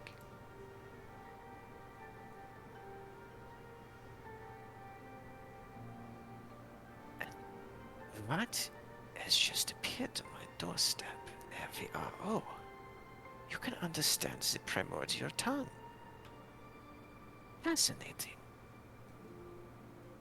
I did not take you to a being that has come from the elemental planes. Is this your home of origin? Do you come from the plane of fire, little one? Apparently, yes. That was not a yes or no question, but I will take it anyways. What is your name? Mustang Strums, and you must be. Mustang Strums. I must be? You're about to say something. No, ... They call you Lancelot, but I don't know if that's what you want to go by. That is in fact not my name. You would be correct in thinking so. My real name is not even known by the one who tampered with my bones. I do not blame them, though. They are simply doing what they were told. Trying to bring life to something that was so far past death. But I hold purpose again. I like this new body of mine. Steel over stone certainly suits me. At least I think so. Are you trying to form a bond with me, Mustang Strauss? I am, if you'll allow it.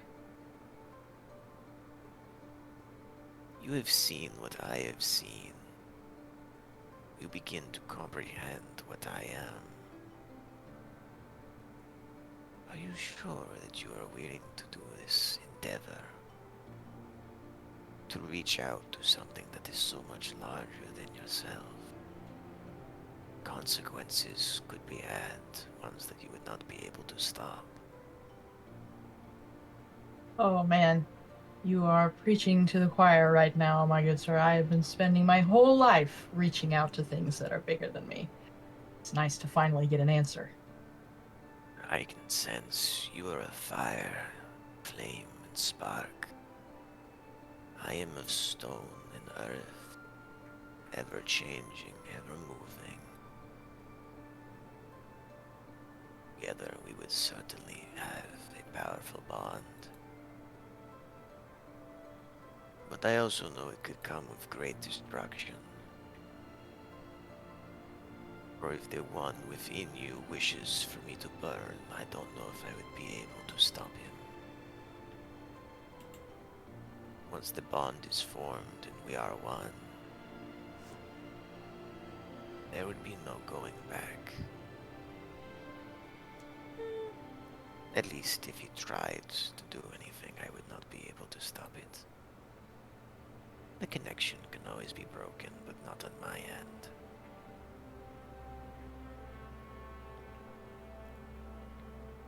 Now, before I continue, do you want me to call you Lancelot? Or do you want me to call you something else? Oh, how very thoughtful of you. You can call me on. Only a few beings in all of the planes that I've traveled across knows be my true one. Consider yourself very fortunate for being one of those few. Well, could you spell that out in chat for me? It's YAN. Okay, got it. Thank you. Yep. All right. Jan, I am honored. And I wouldn't worry too much about Mr. Sparky back there. He's going to be getting an eviction notice pretty shortly here. At least for the time being. You are planning to be rid of him. I don't have much of a choice. Your keepers aren't too fond of him. I will warn you that comes with trials and tribulations that you have yet to even fathom. He will not go willingly if he is that attached to you. And also keep in mind, without him, you will be a different man.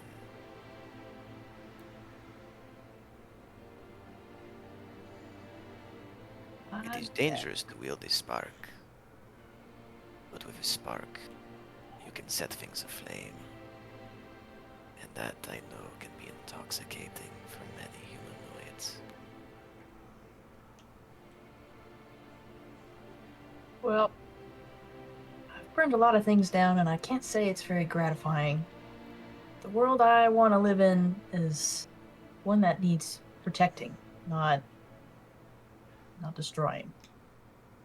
And if it is it's nature to cleanse and destroy, then that just simply won't do. I see. Very well then. I wish you luck in your endeavor. It may be fruitless, but you have my blessing.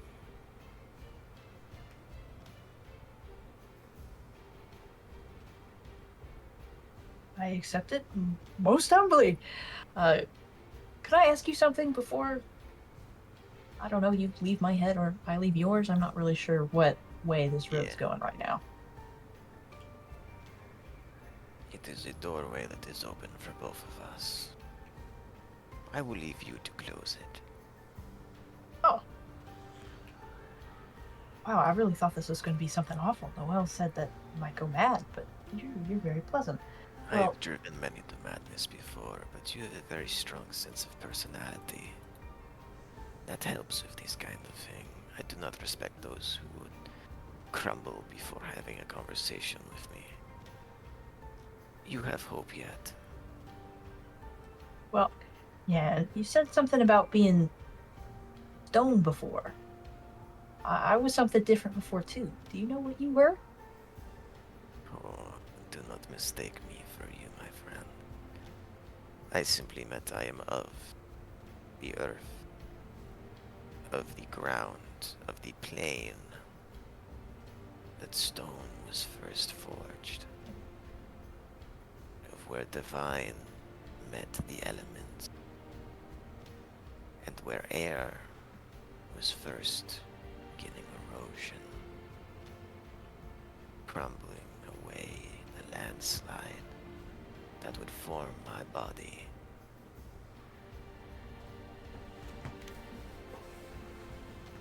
It took me a very long time to gain consciousness, but when I did, I knew I would be great.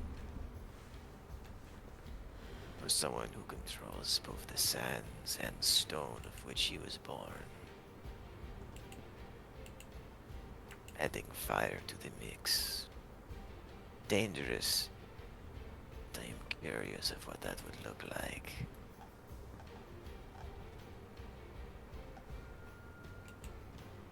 Ah, you and me both, Yan. You and me both. Now, I might be getting a little too fraternal here with this question, but if you were in my shoes, you had this great spark to deal with, what would you do? I don't think you would want that opinion. I mean, I'm asking. I would consume it. What you have in you is a mere trifle to my power. And I would do well with it. My original form would rejoice for a spark. For flame already derives from my tongue, but for it to enhance my very soul and body, that would be a luxury not many others would get to experience.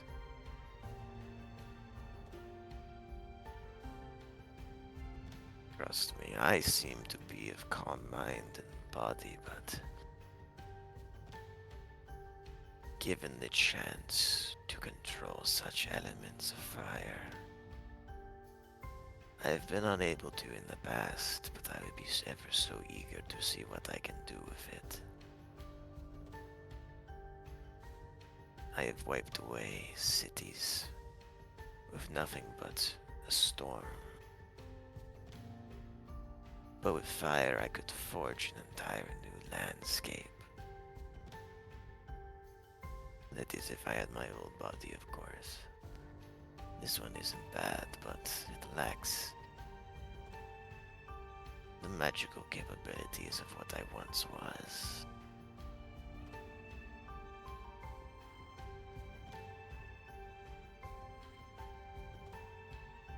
You have asked your questions. I accept this bond. Next, when you need me, we may begin.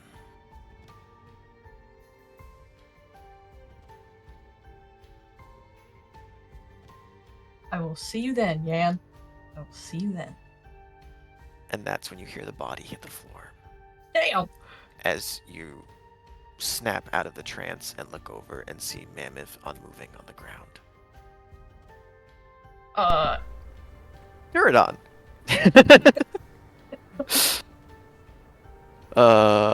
Hey, sorry, I gotta keep the chain rolling. The poor child eating shit in the background. Neurodon. You're kind of a professional at this by now. Clearing your mind, not the easiest thing for you. Letting something else in, you're kind of an expert. Between Hurima, between the voices of your ancestors, between the voices of the ones that you killed, you had countless numbers of creatures that have tried to reach out to you in the past. And then stack on mischief on top of that, you have a pretty decent idea of where to start. And because you rolled 3 19s, I will say While it doesn't immediately feel like a presence within is there, as the hour comes to a close or near to it, you get a strong understanding that the armor that stands before you, while she mentioned, Noelle mentioned that the bodies, excuse me, the suit of armor was made from bodies of creatures, uh, you are near confident that whatever makes up Esclados is nowhere near humanoid. As you kind of begin to slowly dive deep into this deep well of what feels like void. So other creatures reach out to you, you really only have to be the receiver. You don't have to do much. When you're trying to reach out into something that you don't understand, it feels like you are diving into a pitch black ocean and there is no light, no guide. You are just swimming. And as you are swimming in the dark depths that are currently surrounding you, you see there is a branch reaching up from what appears to be the bottom. And you begin to swim towards it and swim towards it. Arm outstretching after arm, pulling yourself downwards towards this unknown entity. And you feel you are not making any progress. And you can feel the fear beginning to build of drowning. You are a man of nature. You've died so many times, but you still hold the fear of death. You still have things you want to do. You still have people you want to see. It still has a hold of you. And you can hear that voice pop into your head. Calming, soothing, and one that you are very familiar with as well. Come on now, Pterodon, you gotta do better than that. You're a man of nature and you're gonna drown in an ocean? Come on. Push forward. You have even hold your breath a little bit longer.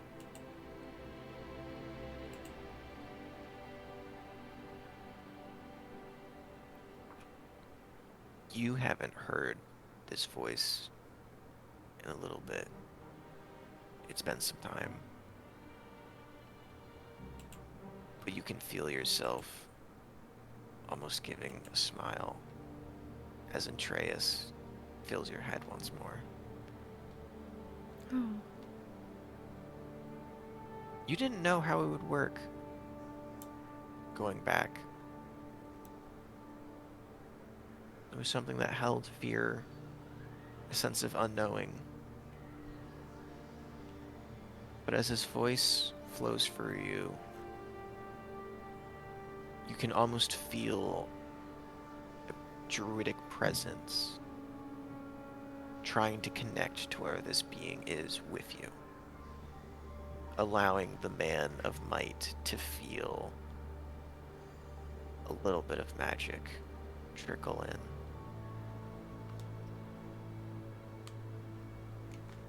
And the roots begin to grow out towards you, offering themselves up almost like a hand pulling you out of the depths.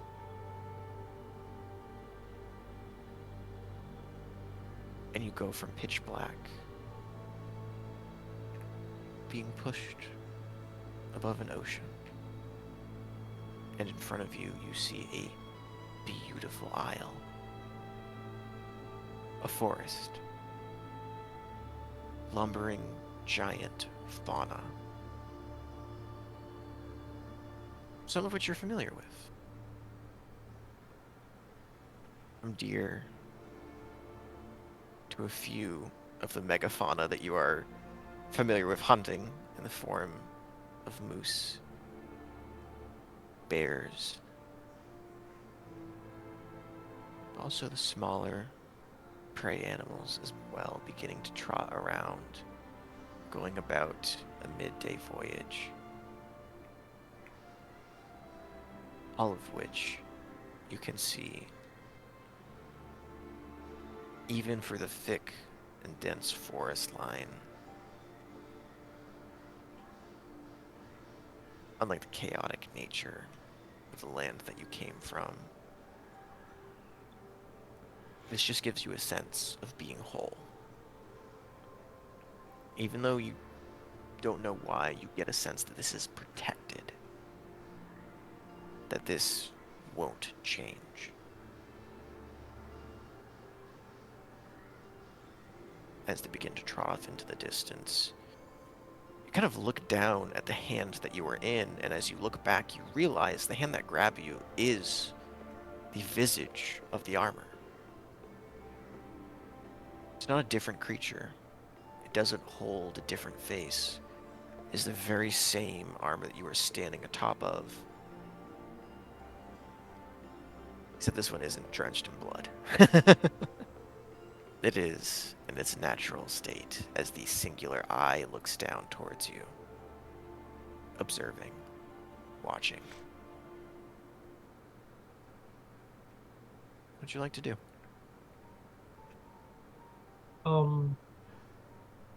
Seeing the animals and the various bits of nature, Durdon is going to try and do something that he's never done in the campaign, or at least yet. Sure. And he is going to take time and is going to utilize his Totem Barbarian feature, Spirit Seeker, um, which he can ritually cast Speak of Speak with animals. Animals Yeah. and Be Sense. Yeah.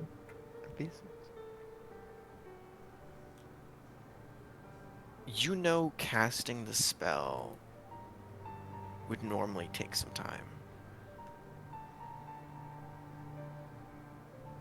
But in this moment, it feels like time doesn't exist. As you try and begin to channel those thoughts and those feelings towards creating that bond and creating that understanding, you feel it's already there.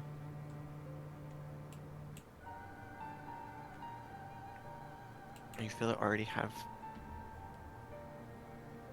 already have that sense of connection. As you go to finish the spell, the effect is already in place. And you can look around. From where you are, you're in more of like a spectating position from the forest itself. So you can, if you want, you can make me a perception check to try and listen in if there are any conversations going on. So you're like 100-ish feet from the shore itself, because you're still being held in the ocean, just looking in on the tree line.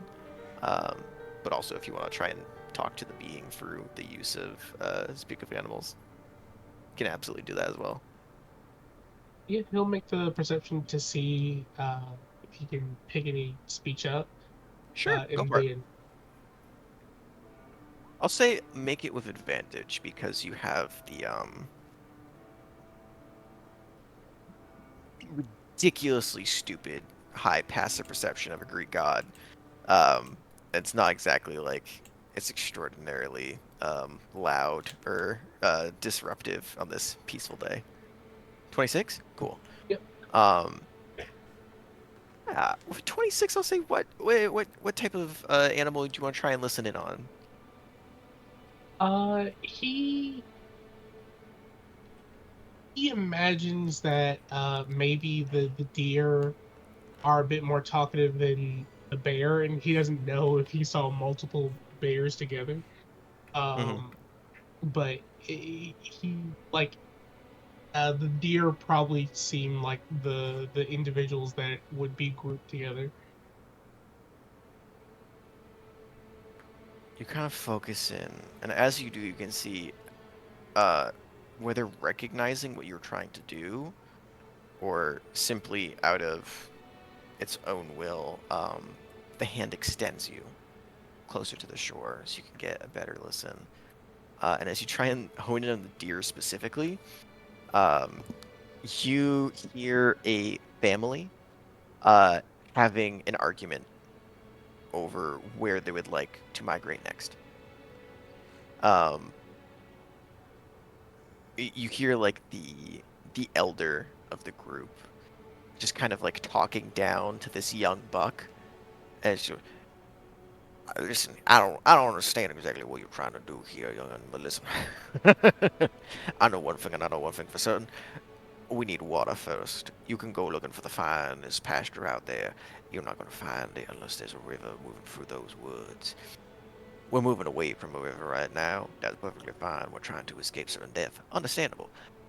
At the same time, if you want to go out into a valley and there's no water, what are we going to do? Die? Just going to die for pride? Is that what you're going to do? And you hear this like you see the younger of the two. Well, I'm not trying to say that we should kill ourselves, but if we have our hunters are behind us, and in front of us the great beyond, shouldn't we explore the great beyond a little bit instead of just following water? They're gonna be following water too. What if we find new water? And it just goes into like a back and forth of like trying to seek out new horizons versus following what you know. And you haven't like you haven't made yourself aware to animals conversations before, but you do kind of giggle at like the insight for what they're thinking as they're trying to escape certain death. As you kind of have, you can kind of relate at some levels. Being like, huh, it is strangely interesting. Oh yeah. He'll laugh a bit at the thought that yeah, maybe this is the totality of their life, and they won't even be aware of like what exists beyond because they don't have the power to change it. Um, and he is oddly comforted by the scale at which they worry. Um, before he looks up at the creature or the armor. Um, It's just and it's same. It's just been staring at you this entire time, unmoving. hey, so I don't know how this typically goes, but if you're in my head, welcome. You won't be alone. So, uh, in case you get bored of me, there's many voices, but there tend to be a few around. Um, I'm Durdan. Uh,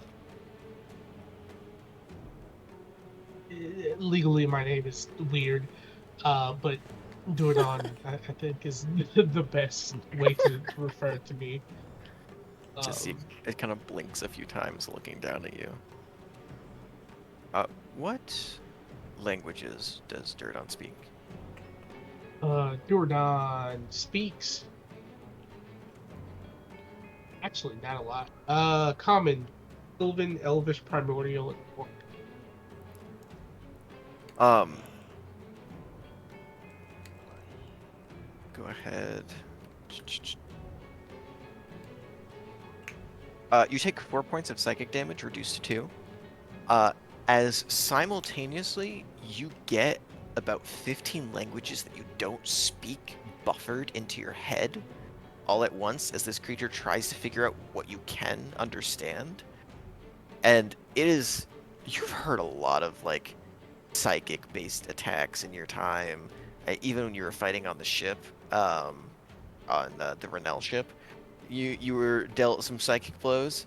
This feels like someone just straight up grabbed the base of your skull and bashed your head in with the sheer amount of like testing 1 2 freeze that you get in all forms of language that you just straight up can't even begin to identify. But the one that does stick is Sylvan. As eventually you hear this kind of like deeper voice begin to set in. It goes,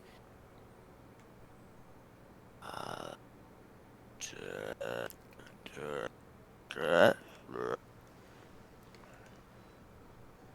Turadon.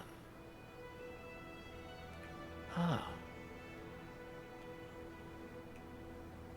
Might being a man of savagery. You speak of the sylvan tongue of the ones beloved by nature.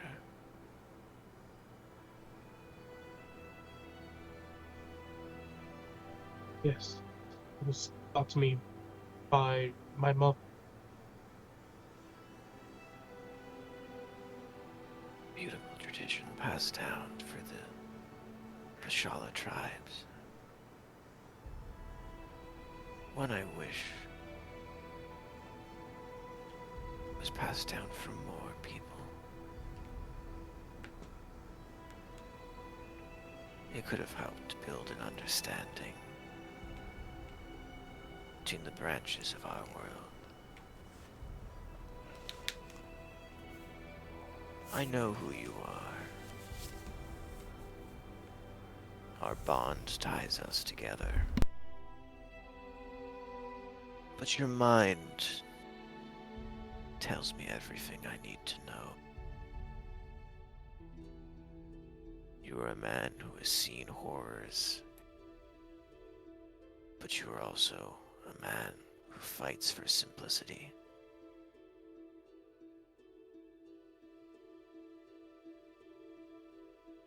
I've seen you do terrible things, but I also understand that you are trying to protect something that is bigger than you. That we share in common. And you can see the eye, for the first time, glances away from you and looks over at the forest.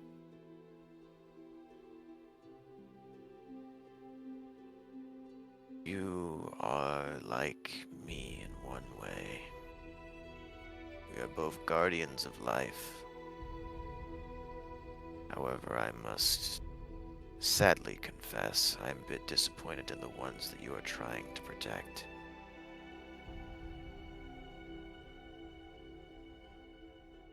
What do you mean? When I was put into this forest, I was given a duty to protect the innocents within, to maintain the natural balance and order, and to allow it to thrive and never change.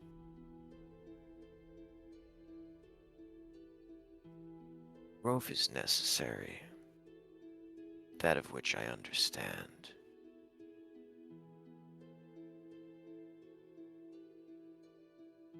But the ones that you travel with,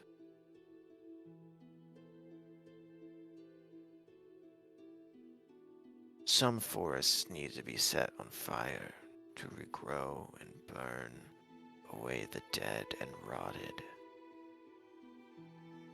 And some fires are set without purpose. I fear the objective that you seek leans towards the latter of the two.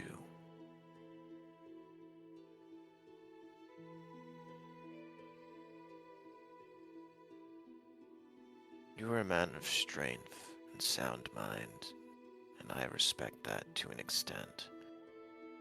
But I do not agree with your methods, and I do not agree with the choices that you have made. I see you are looking for redemption for what you did. I see you have achieved that in a small sense, but you have also done irreparable damage. Something that I call home. a beloved piece, my own life force.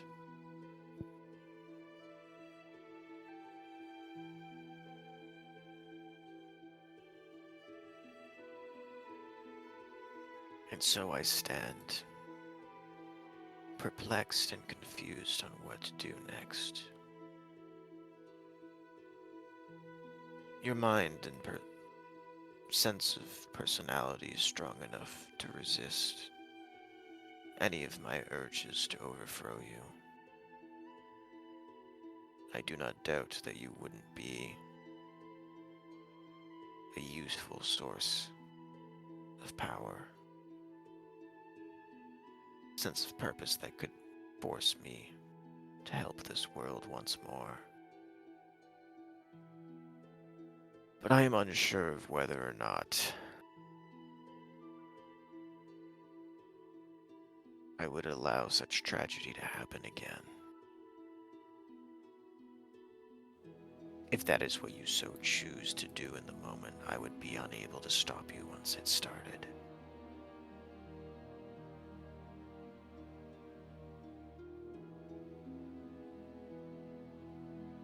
And so here we stand.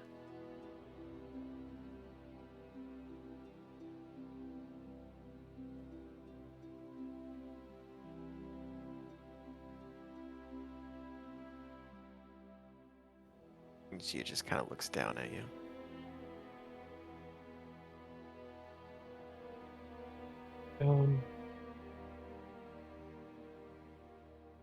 Oh, which, that's fair. That's,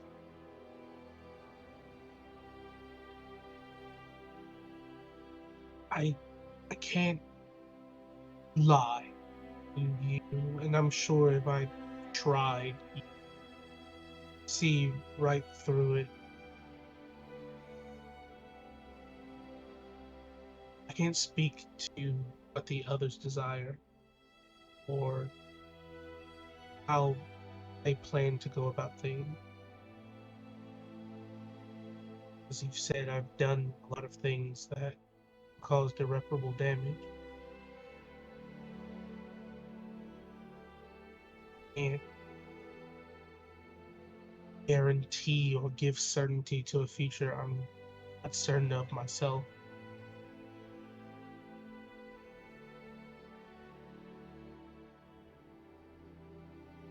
I've come to realize and recognize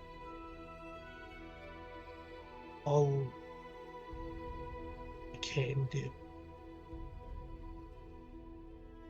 is try to move ever forward as nature does, making the choices I hope will lead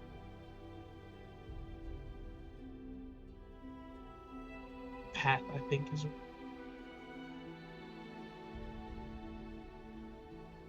I want to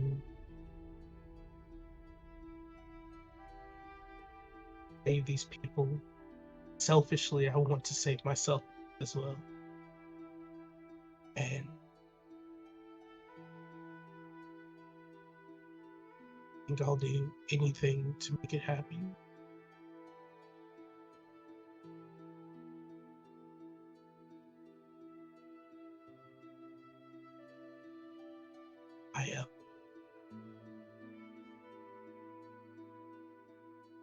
I don't want to hurt the land. I don't want to hurt its people, hurt its denizens. And before, I don't think I was ever powerful enough to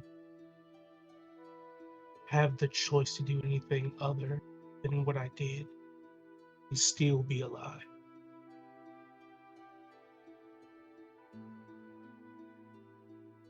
I'm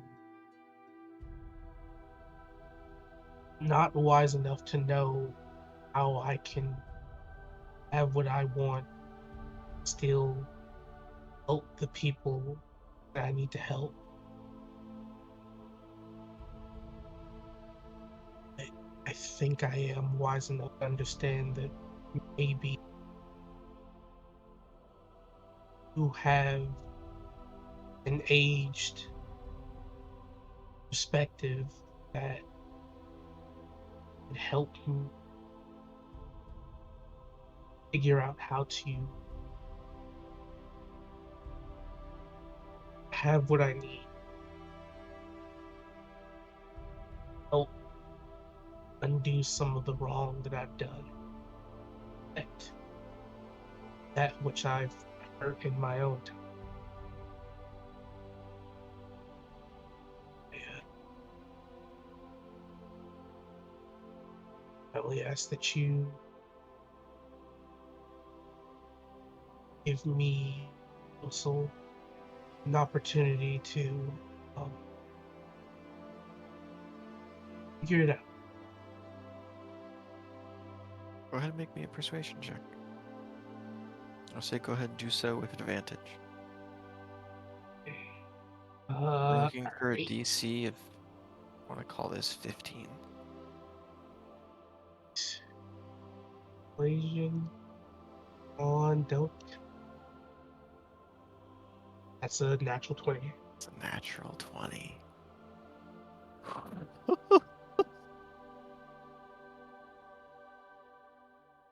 Now that is very fitting. Um, go ahead. Go ahead and make me a history check. I'll say with advantage. As for what happens next, gives you a little insight as to what this creature might be. Alright. I actually have a +1 in history intelligence. Not the worst. Okay, this is an 11. That is enough. That is enough. Oh, It was DC 10. like,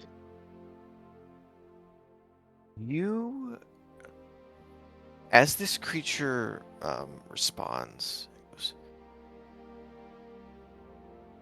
"You, what you are saying is genuine.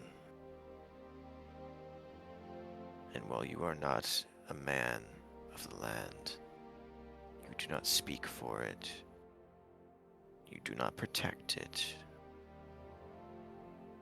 You simply comb it for its resources and fill it with blood and suffering.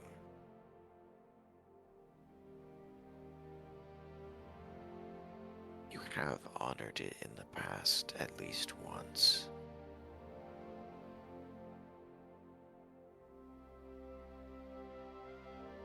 And the land remembers, although it may be destroyed, it may give to elements bigger and more powerful than it. Every blemish, every step taken, every tree chopped down, and every river traveled. It remembers its travelers. And so it will remember the footsteps that you take from here. I have seen what you've done, but this land does not recognize nor realize what it has yet to go through.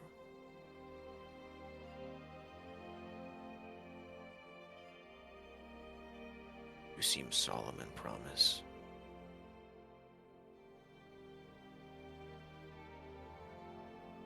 And your conviction seems true.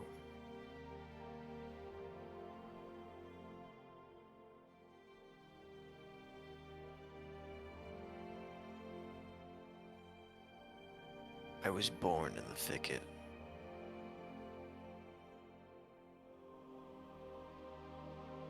I spent my life protecting it until my final days. I needed no purpose or greater understanding past that. You are to wield my blades. You will take up the same duty yourself. You will see no harm to it. You will see if others bring harm to it. You do justice by it.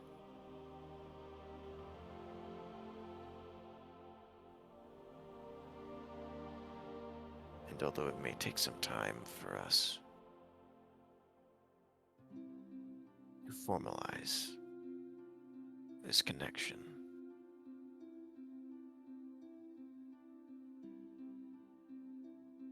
the root of the ironwood stands at your side.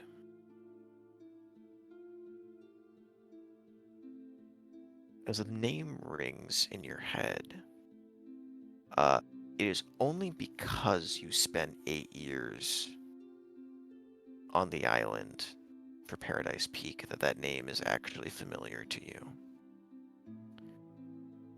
It has been long since dead, and you've never actually encountered it in person. But when you first came to Paradise Peak, something that interested you, and that Antreus even offered multiple times, although you refused at the time, was to venture into a part of the island known as the Slumbering Thicket, of where the majority of the roots of the trees that were there, even if Paradise Peak were to fall to chaos, the roots of ironwood trees weave together to form a singular organism. And although you never had one in your home island, you know they can eventually form into the base of, and one day, given enough time, care, and proper conditions, can grow into something that is commonly referred to as world trees. You know each one of these is given protectors, anywhere from beasts to horrid, nightmarish creatures, to simply awakening some of their roots and making the being fend for itself. And you recognize in this moment, although it is not from the same time as you have already met this creature, as you have already walked the roots that it had left behind.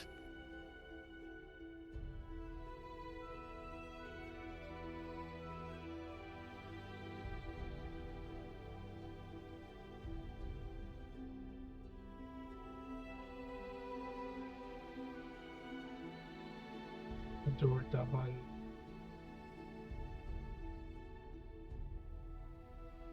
recalls this and Miles kind of chuckling to himself as he rubs the back of his head.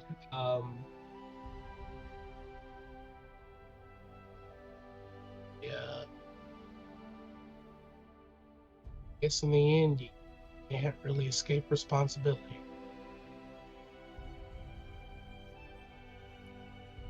Except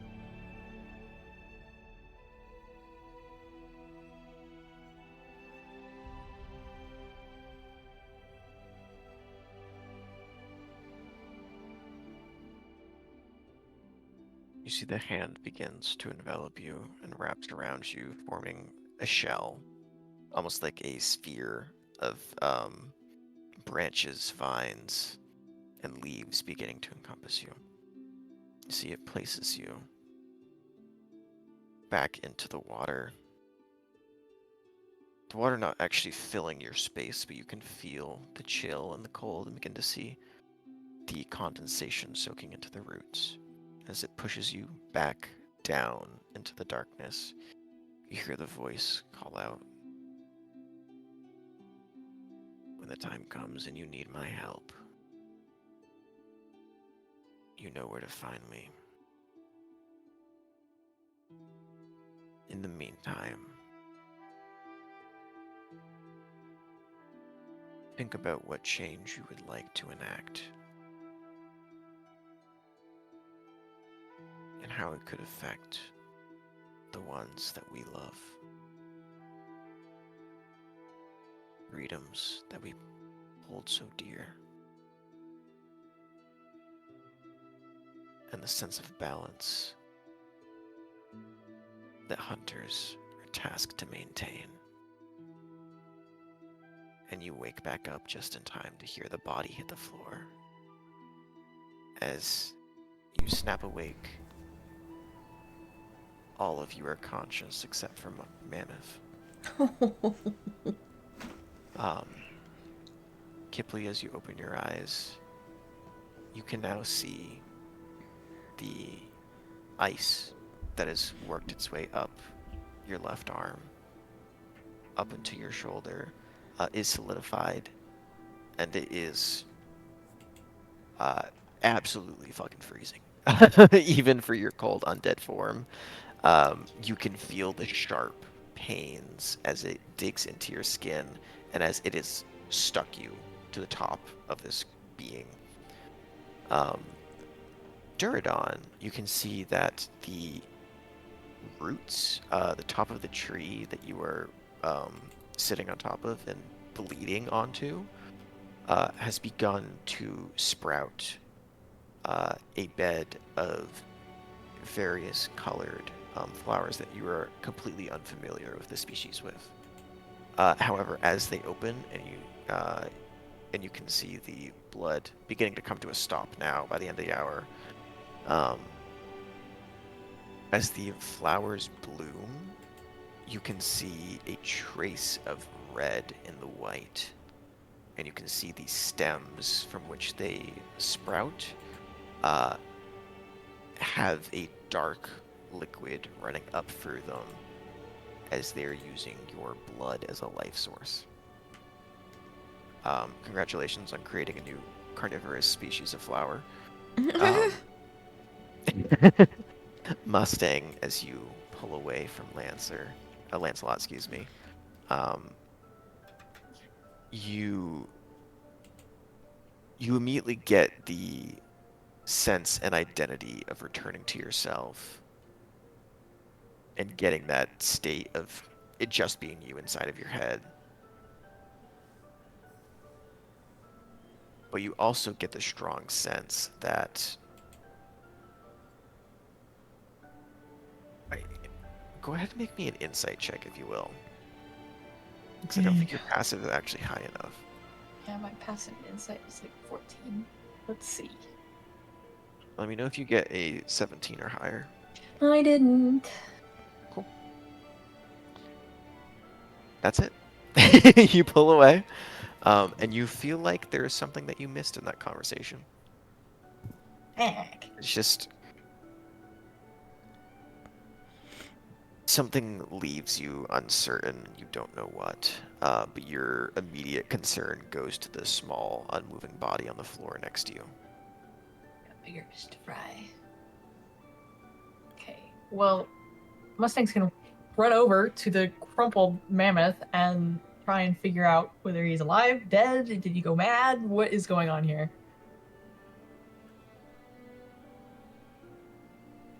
Yeah. You go over. Go ahead and make me a medicine check.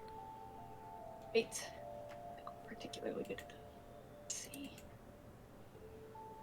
Crit fail on the medicine check. Okay, Mammoth is dead. Funny enough, you go to check if he's breathing. You honestly can't tell. Oh, Kind of hard to say this time. Well, I have a guitar, so I think some cure wounds will do. Yeah, you cast Cure Wounds. Yup. What level? Just first. First? You don't need a roll. As the spell takes hold, and the previous description still remains accurate, Mm-hmm. still stays at 0 hit points, still cannot regain HP, is still unconscious. He's gonna start shouting for Noelle. Yep. Who, by the way, like as you are all beginning to awake and come back to consciousness, Noelle, clearly, like for an hour, she's not just gonna sit there and watch you. It looks like she has been doing other things, but now realizing that one, after hearing the small child fall 40 feet and hit the floor, and seeing all of you beginning to stir and wake up. She's come like kind of speed walking, like a all the moms beginning to like power walk whenever they're on vacation. Begin to power walk over, and you see her go, "Oh, for the fucking love of the gods!" and begins to run up, and immediately check on Mammoth. You're gonna laugh because she's probably gonna. It's not gonna be a crit fail, but her modifier alone is a crit fail for medicine checks. 13. You see, she goes, okay, he's breathing, just barely. I'm assuming you didn't see what happened, did you? It sounded like he fell. No, fucking shite. Right, fuck. I should have paid a little bit more attention to him then. I don't know why I thought it'd be a good idea for a child to do this unsupervised. Okay, we'll just, he is breathing. He's alive, I think, for now. It just might be in a bit of rough shape. I'll have, I'm not a healer. I'm a forge master. I'll have, oh my god, does Wave even fucking know? I think he knows arcane magic, not medicinal.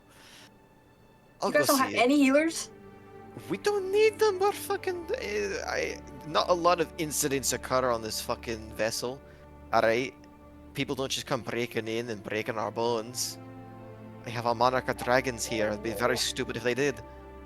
And he doesn't need to heal himself because he just never gets hurt. So we don't really need healers around here.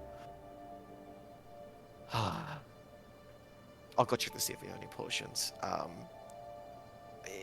If you could go bring him into his bed.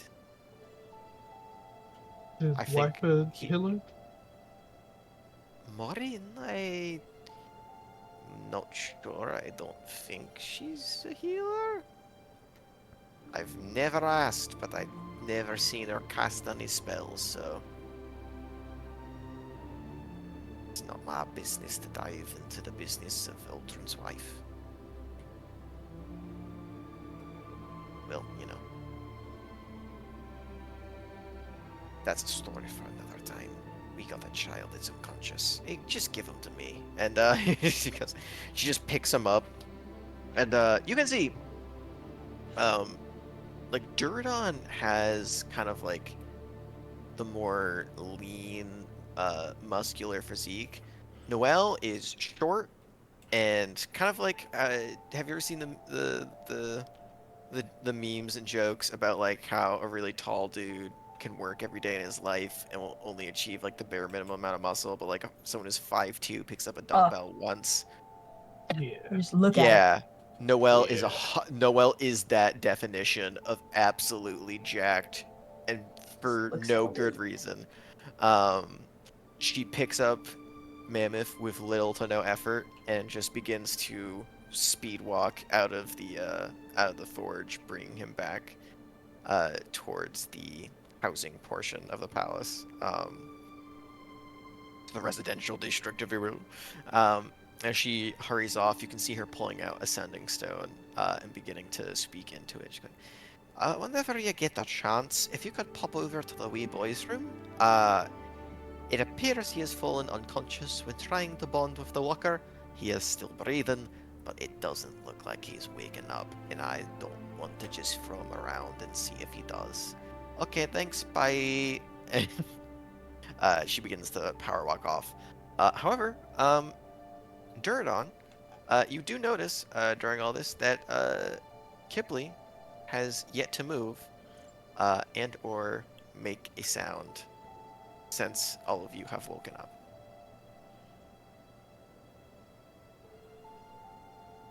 No, well, for no reason. Yeah, accurate. Completely accurate. Hey Kip. Kipley. As you look up, you can because you can see up to fine detail in a mile. Even though it's 40 feet up and she's on the base of it, you can see not only the ice that is going up her arm, but you can see the kind of distortion in her face as it looks like she's about to throw up. She looks sick. Is it actively still moving up her arm? No, it's solidified by now. It is formed jagged ice crystals that are both piercing into the base of the Mordred skull, and slowly kind of into her arm up to her shoulder. I'm going to use Mind Link to meld with her. It goes up to 70 feet. Sure. And I'm gonna be like, "Yeah, what's going on? Say something. We have a child that's hurt. We don't need a warlock. I never really know what you do. That's also hurt. You want to try talking through the connection? Ooh. I think she would probably immediately rip it free. Try and end it. Yeah. Sure. So here's what happens. You reach out and kind of similar to what just happened. Go ahead and make me a wisdom saving throw. Duradon. That is knowledge. For a DC of 15. 24. Ooh. There's a brief moment where you send out the connection, and you know that it doesn't fail. It does form, but the state of the mind that you were trying to reach in, you can recognize. You can only form the link with a creature that understands and can speak a language, right? You Yeah, it has to understand be able to speak in it. this. Understand in this moment that Kipley does not meet those requirements right now. As the only thing that you get for the brief second that the connection is formed is screams. Oh. Jordan will immediately start sprinting up the or trying to climb. Give me an athletics check. Um, Jordan, in fact, panicked about this. Would Yeah, got the rage. Yeah, I'm gonna go to Hell yeah. rage. Just checking ahead of time, Kipley, are you staying completely still? I, does she know what's happening with Mammoth? Yeah, you can see Mammoth down on the floor, and you can see Noelle. You saw that interaction go down. You saw her rush him out of the forge. Mm. You still see what's actively going on. You feel like you are stuck to the top of this head right now. You can try and break free, but it's just your arm is literally iced into it. Okay. What was the original question? Oh, I was just asking, since you woke up, did you try and move at all? Oh. Did you try and break out of the ice? Or you just staying there, chilling out, pun intended? Well, I don't think she... I think she... I think she's... mentally... She's frustrated and... Sure. Trying to break this, but at the same time... Mainly because she's worried about Mammoth, but also she doesn't feel like if she breaks this in the moment, it's actually going to be worse. So she, like, almost with these tears that quickly freeze along her face, she just kind of is like, just braces and continues forward with it. Okay. Sturdon, go ahead and give me that athletics check with advantage. Okay. Does Mustang's Bardic also go through? Yeah, you can give him a bardic inspiration. Sweet. Yes, you can go ahead and add a d8 to it if you want. Oh God. Yeah. D8. DC of 15, so you get it no matter what with the bardic, but 22, nice. So like you start slipping a little bit, and it looks like that you might actually eat shit for a second. Until Mustang, how would you like to inspire Duradon? You just play him a quick riff. Oh no, he's gonna be an asshole and be like, "Hey, don't slip!" while he's sleeping.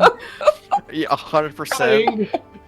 It's like when you're in public and like your friend just says like the most embarrassing thing about what you're currently doing, and you have to like lock in. You lock in, and you start to fall, and then you just grab it, and you take a single point of bludgeoning damage from crushing your own finger into the metal as you kind of crack a little bit. You hear a knuckle pop, but you continue climbing anyways, and you can reach the top no problem. Like me playing healer. My team is just like, hey, heal. Oh, fucks, I have to lock in. Yeah. Yeah, but you do make it to the top. Do I see her like simply just shrouded with ice? Yeah, it's not her entire body. It's just up her left arm. It does look like there was like a flash freeze, and it looks like she is stuck. Like you could. It looks like she could have potentially tried to break it off herself. Um, but it is like a pretty thick chunk of ice that is holding her left arm in place. Also, it's not like a solid block. It is small, almost like spine-like needles of ice. They're digging into her skin and into the metal itself. Dang. Oof. Oregon is gonna try to punch the icicles. Okay. Oh, So normally oh. this would be the physical mechanical aspect would be a strength check to see if you can break out. If you're gonna try and break it for her, I'm gonna need you to go ahead. Making an attack roll is not to see if you hit it, but it is to be as precise as possible to not injure her with what part that you break it at. Um, are you using this with your bare fists? Uh, yes, he Okay. uh, does not want to. Mm-hmm. How thick does it look? Uh, like it's That's the thing. It's not overly thick, but there's a lot of it. So think like porcupine quills up her left arm into the top of the head. So it's not like um. that thick of ice, but there's a lot of it, and it's sharp. Well, you said I got injured climbing up this thing, right? Yeah, you took a point of damage on your knuckle. Yeah, cool. I'll heal carbonate the old hand. You're gonna crystal carbonate the hand. So you pop Oh my god. you pop your knuckle out climbing up, and at the top you realize like, huh, and then you just kind of pop it back in, and as you do, the crystal carbonate just begins to form like gloves around your face. It's like, Oh. well, Like it's this not even. seems. The funny thing is, it's not like an immense amount of blood is used to carbonate around it. It's literally like a singular drop kind of leaks out from where you already bloodied your palm before. And as you kind of set the knuckle back in, it's just like a tiny little crystal forms on top of your fist, and then it just kind of sprinkles out on top of it. This is the tiniest crystal carbonate you've ever made. Like, I love it so much. it is 90% crystal, like not even 10% blood. Hell yeah, hell yeah. Oh yeah, yeah. And he's gonna add like because you said it was like a long bit of it. add the kind of like reach property to it to try to like elongate and get as many of the little spires as possible, or needles as possible in one swing, instead of trying to minimize the amount of times he has to swing in maybe an air. Sure. Okay. Cool. Go We're ahead and gonna make me an attack roll. hone in. We're gonna reckless for the advantage. So before you roll, Mhm.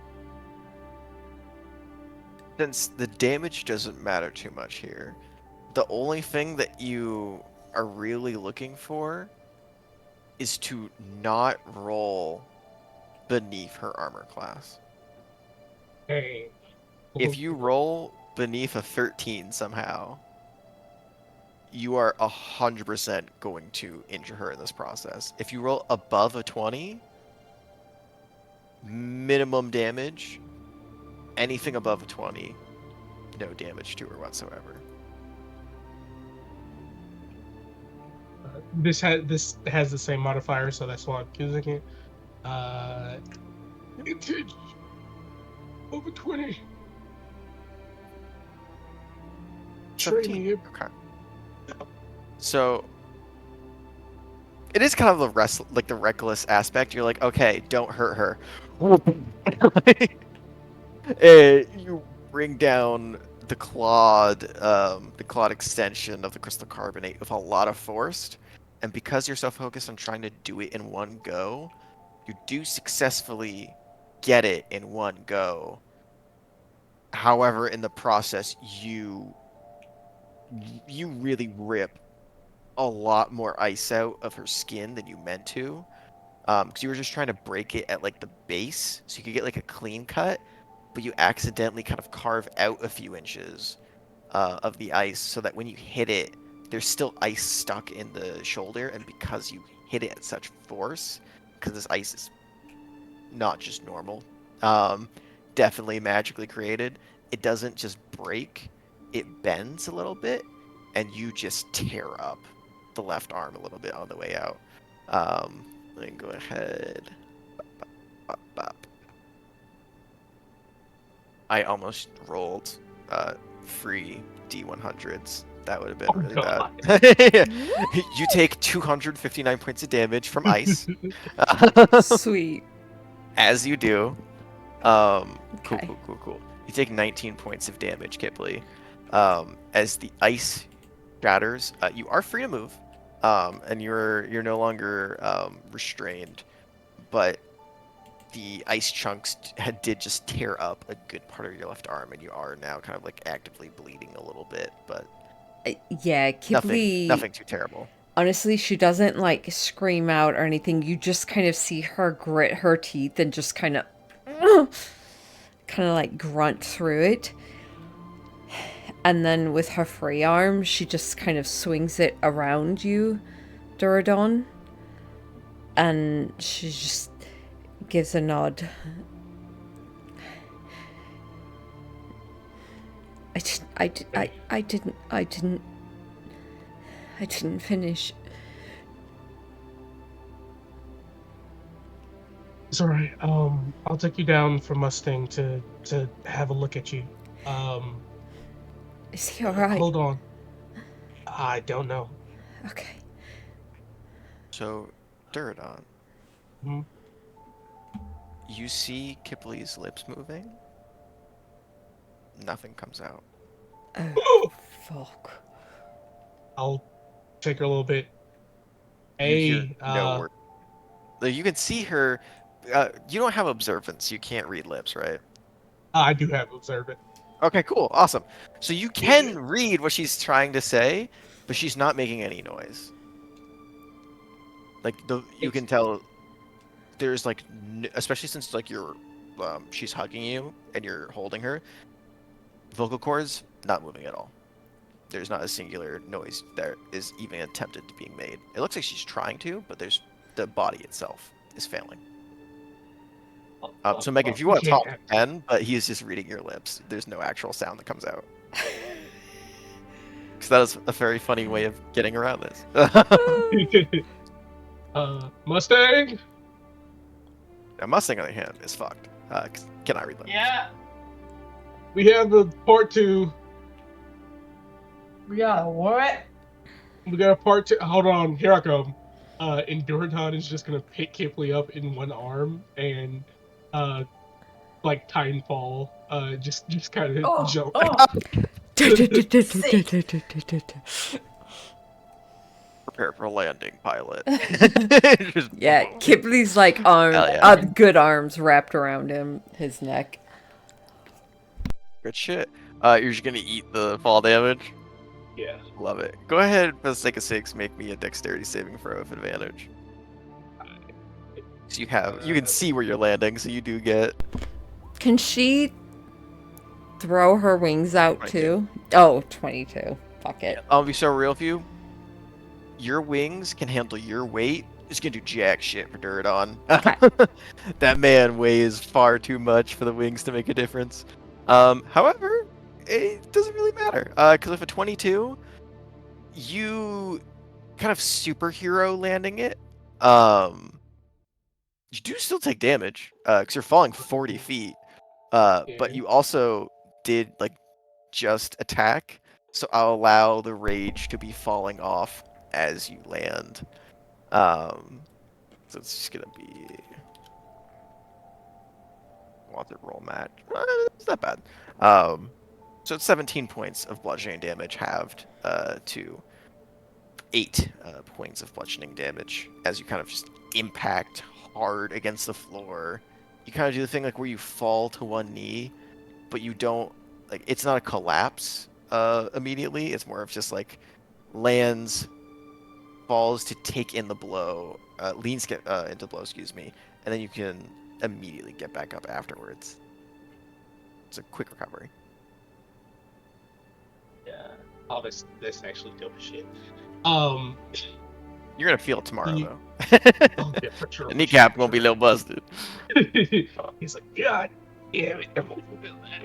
Shit, I'm not young like I used to be. Hey, that looked cool as hell. But did you not just hear Noelle saying that there's no fucking healers here? listen, if that killed, actually, I was about to say if that killed me, that would be a problem. Chains killed me earlier. I should probably be more careful. But no, the Kipley, something's wrong with Kipley. And he's gonna flick Kipley's throat. It's, She just like instantly is like It hurts. a mouthful of just silence, but like she is movement. And you see gestures and I like. I tried to turn it off and turn it back on, and it didn't work. So how do we do this? Is she trying to talk right now? Fuck, you can't read lips. Yes. she's gesturing wildly before she hears that from Mustang, and then she just like gives up and just like arms drop and her ears drop, and she's just like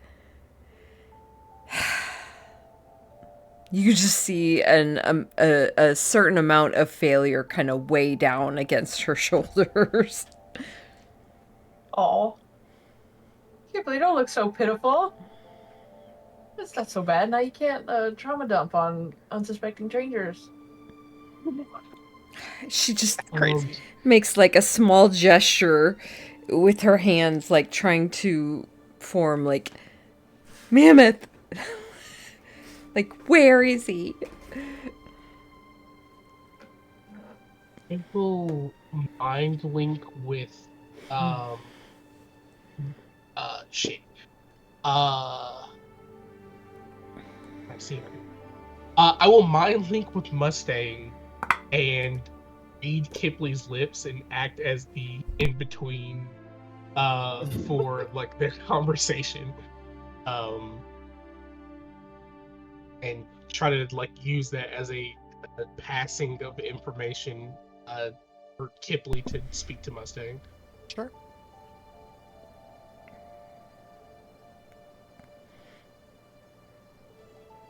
All right. Kipling, you have the floor? Kind of? Kind of gives Duradon a weird look. Oh, Kipley's face kind of scrunches a bit.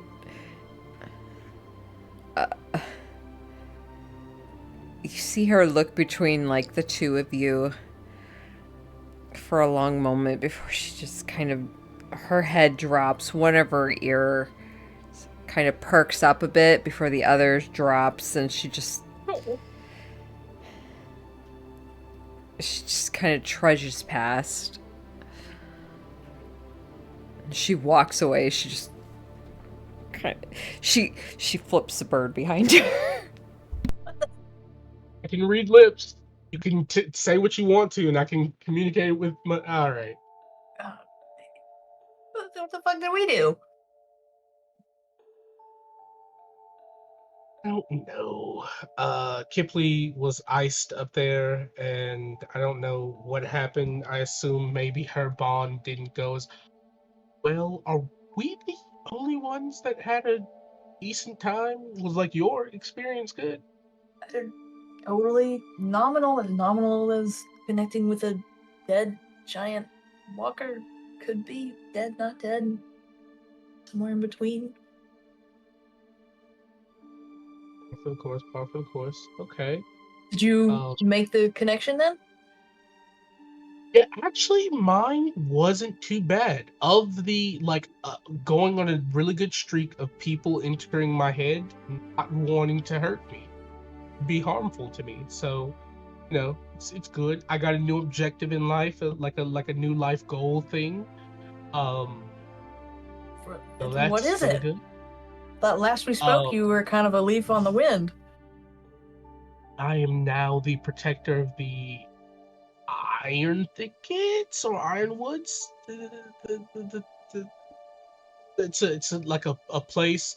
I think in our time they were known as slumbering thickets.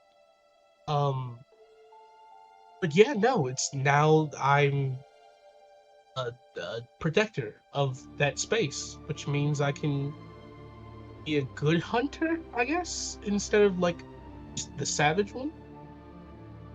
I was That's gonna say, that nice. sounds much healthier than Duradon the Savage Hunter. We're on the guardian of the slumbering thick. That's we'll work We'll on the workshop name. it. But yeah, good with Well, names. give me a little bit. You give me a lot to work with here. Yeah, you're kind of your name is a bit arduous. Long and arduous. I'll come up with something. We follow Kipley, or do we think she has I got that? mean, we could follow her if we. She's obviously not in a talking mood, and if she's not in a talking mood, I don't think we could force it out of her. No, she can't talk.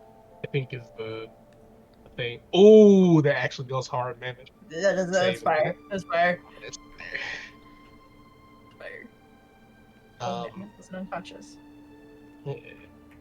we she can't talk. I think But like she I picked up tried. on that. You fix that? No, I picked up on that, but you kind of did a little thing there, and it seemed like she walked away. Anywho, Yeah. glad it went well for you at the very least. God, I mean, take the wins yeah, where we can. you're not dead, and like Well, well, any more dead maybe than you are or were. no, you're right. You're right. He kind of looks over his shoulder at Yan. I think Lancelot there might have a couple screws loose somewhere under all that, unfortunately, but nothing I can't handle. The most sane one. Oh, that's actually that's actually really comforting.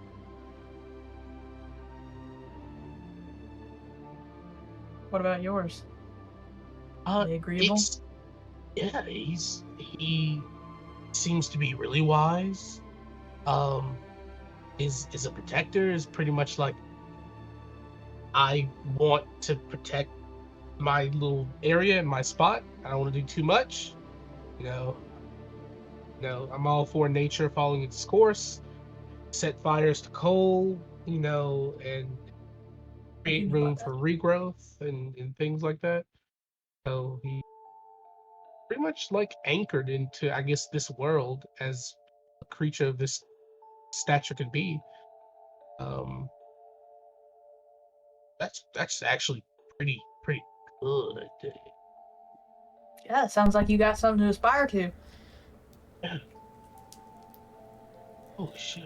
What about your like? You said there was a couple screws, but like, what does that mean? Are we talking about like Arcanist screws loose, which wizards tend to be like crazy, but Was definitely leaning towards that sort of power hungry genre of crazy. ooh, it wouldn't make you into like a lich or anything, right? No. I don't think it's going to be a huge problem. That might bite me in the ass, but dude, definitely yellow flag raised in the back of my mind. But he was polite for the most part. Hey, Mustang, hopefully this isn't too personal of a question for me to ask you, if you don't mind.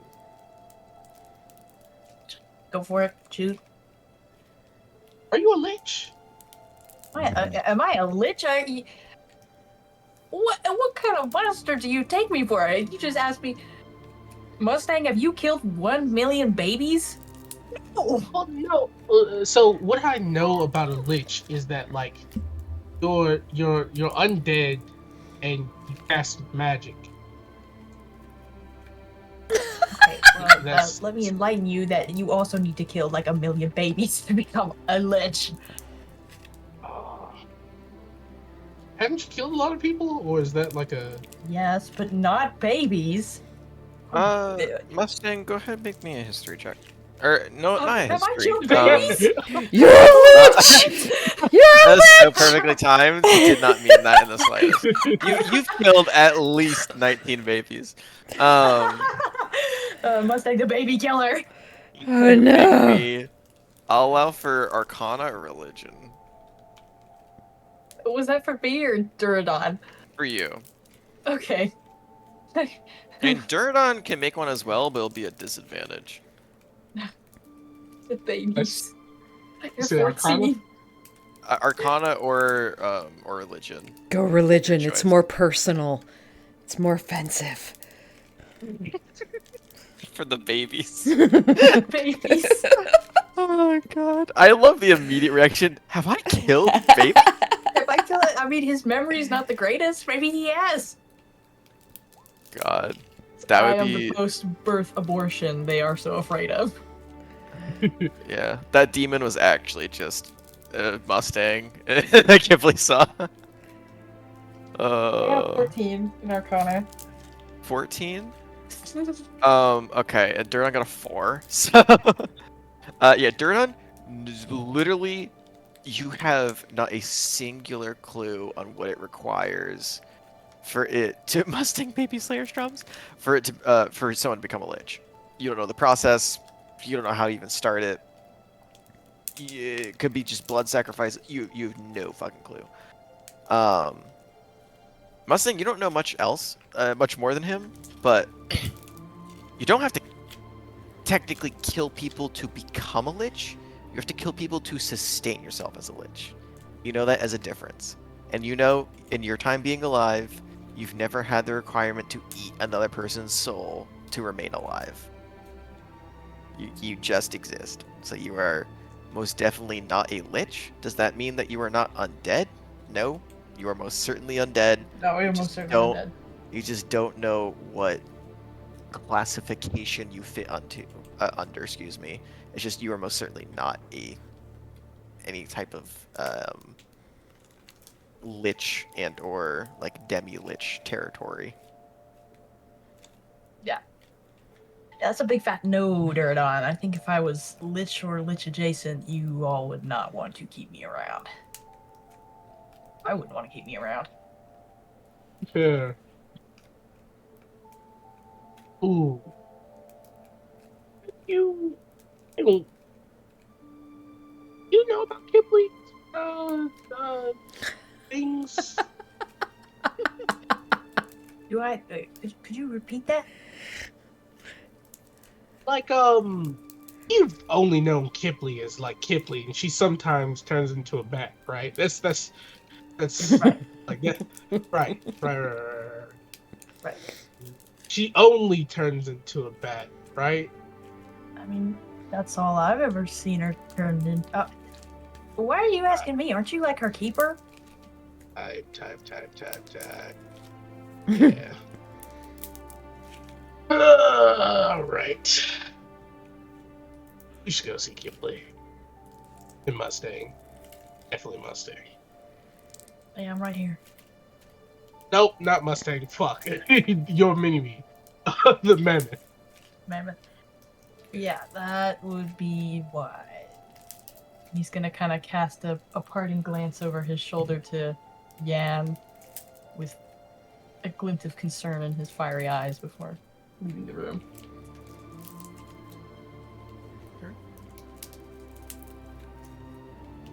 As you head on out. Kipley, you already left, right? you Oh, pieced she out. was stomping towards wherever Mammoth, or yeah, wherever Mammoth Following was a Mammoth taken. went? Okay. Yeah. All right, and the two of you are now trying to catch up as well for Dirt on Mustang. Yeah. Okay. You make your way. Because you Making my did way. say that. Making your way. You did hear Noelle say that she was bringing him to his room. So the majority of you have already passed by his room and/or been at his room before. You head on over to house Casa de Mamouf, and you can see he is currently laid out on the actual like coffee table itself, not on one of the like couches or lounge chairs that's in the common room. And you see that Wave is currently there with his like head on his chest, looking towards Mammoth's face. As you guys are approaching from the doorway, you can see him like kind of facing away from you, kind of just murmuring to himself. Most definitely, as you get closer, you can hear casting some sort of incantation.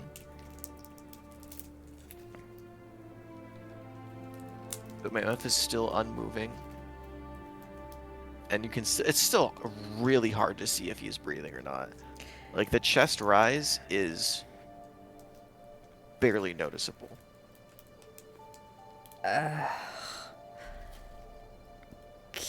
Oh, fuck. Kipley realizes she doesn't have the spells she needs anymore, nor does she have any of the fucking items she used to. Mm-hmm. She kind of casts a brief glance towards Wave, looks at them for a moment, and if they seem quite unhelpful, then she is going to take a seat with her back against the bed, and she's just going to spend the next hour doing what she can do, which is making a new talisman. Okay, you're really making a talisman. All right. Mm-hmm. Got you. While you're doing that, anyone doing anything else in the meantime? A Wave is still chanting away.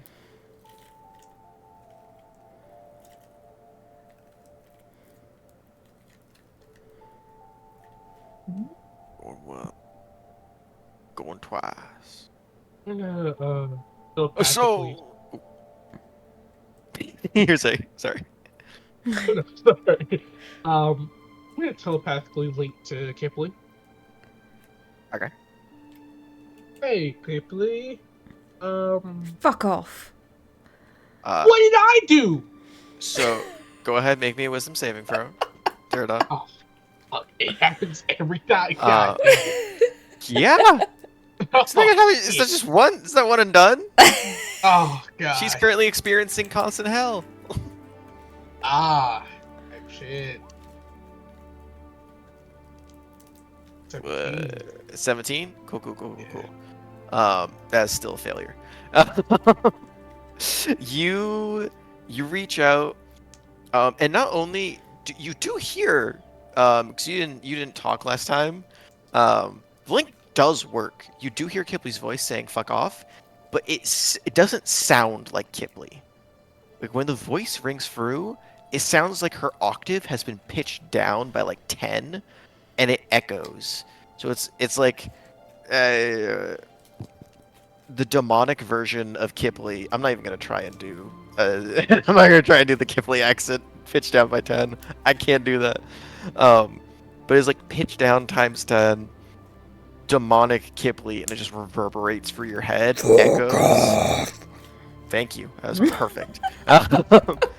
And you can also still hear the screams in the background, and it is horrid. Unfortunately, connection as you start it ends. We're gonna go ahead, just for the sake of sakes, 3 points of psychic damage. Is nothing crazy, but you've done this twice now. You get the impression. What's going on in her head? Not really a great place to reach out to right now. You can keep trying, but Does Kipley sense this at all? Like, does she understand what's happening? oh god, no, you have not a singular Okay. clue what happened. Because you failed the wisdom aspect of the saving throw, you don't know what psychological effect you've been induced under. You just know the only thing that you did gain from the natural 20 on your charisma saving throw was that if you had failed that whatever Mordred is was going to use your body to do something. Hmm. That was it. You couldn't really figure out anything past that, and the fact that it feels like every time you speak, unknown horrors try to come out of your mouth, so you feel like you're unable to talk. I picked poorly, guys. What do you mean? Chosen unwisely. What, you didn't like the massive scythe and fantastic benefits that come with it? Nah, you're crazy. I liked it. I don't know what those benefits are. You know you like the chaos, don't lie. But yeah. Hey, can you believe? How about your fucking head? Can still read lips. Oh, Kipley can? Duradon can read yours. Oh. So Megan can still talk to Duradon, you just can't talk to anyone else because no one else can understand you.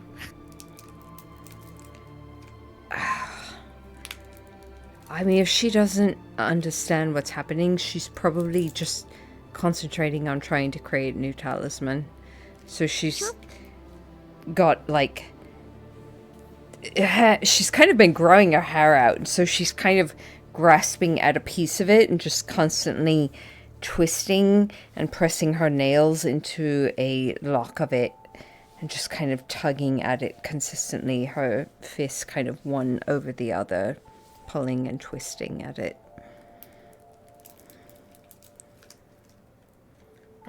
Ripley, Terrifying, but okay. at least humble in my direction just a little bit.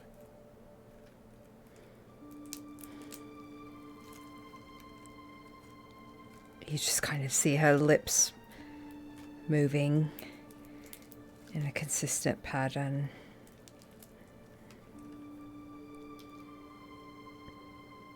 Is there something specifically they're saying, or? Ooh.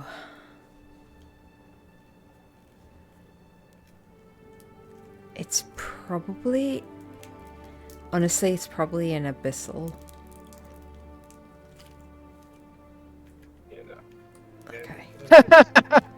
Yeah, fuck that shit. I'm good. Like, okay. Okay. All right. So, oh, fearless leader of ours, let's say we have Child down and Kipley's mumbling in a language I don't understand. Although her mind is fucked, she sounds demonic, and it's like it's like if you took her voice down like a bunch of levels. I don't know which music people call it. But like if you take it down, I take it believe down a the bunch word of you are searching for is octave. yes, I knew you would know it. Yes, like a bunch of octaves, and like the background singers are screams of agony and pain. That's what her mind currently is. So I mean, yeah, with a walker like that, that checks out. Certainly looked like it would do that to you. Ay, caramba. Well, you said she's speaking in a language you don't quite get. How's your mimicry, if not your comprehension? I was never much of a performer. Probably shit. Terrible at Um, charades. Damn it. I can cast comprehend languages, but obviously it's not much help since she can't speak. you would need something like well, I mean, Detect Thoughts is gonna get you the same thing that Duradon's currently getting. I mean, Just I gonna be able could to try read lips. sending. If you want to burn the third level spell, I all don't. means go for it. I wouldn't do How anything. important, Kipley? Do you want to talk? You don't look like you want to talk.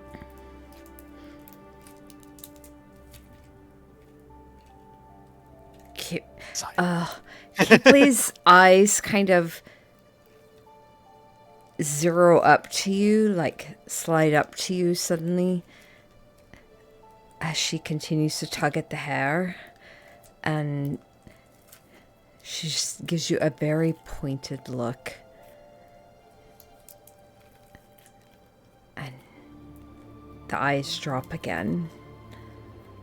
And she just continues her mantra and concentrating.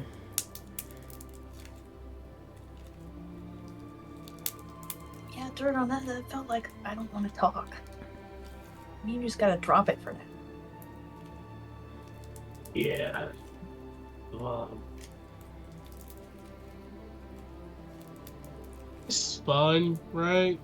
You know, Listen, Kipley, whenever you're ready, we'll be here for you. We want to know what happened. We'll listen with open ears, but for now, let's just back it in. He makes that motion you make with your finger in the air when it's time to like round it up. Back it in.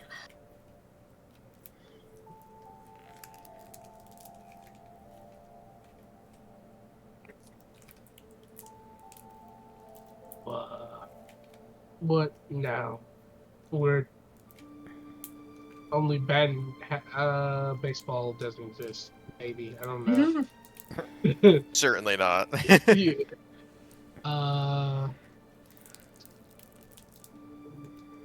We're only half of us have succeeded. So Well, that was kind of the expectation that not all of us would get it on the first try. That's why it's good for getting this out of the way now, not later when we don't have the time to shake it off. That's what we're doing now, which might be a bit rich coming from me. That would be the point. You can see Wave finishes his incantation, kind of sits up. It'll be fine. He just needs to rest. He should wake up sometime tomorrow. Thank you, Wave. Yep. I would be very careful of how many times he attempts this. This creature could have paralyzed him or crippled him for a lot longer than 24 hours. But, maybe it was feeling merciful for the child, but it didn't. So you But think you it said was you two the? got it Oh, yeah. successfully? Yeah, I would think. say it was a marked success. Yes. Kind of looks at both of you. You can definitely tell, like, there's a moment where he's... It's not like narrow eyes, like, There is a slight moment where he just kind of looks at both of you up and down, Really, these and then bozos? just kind of nods.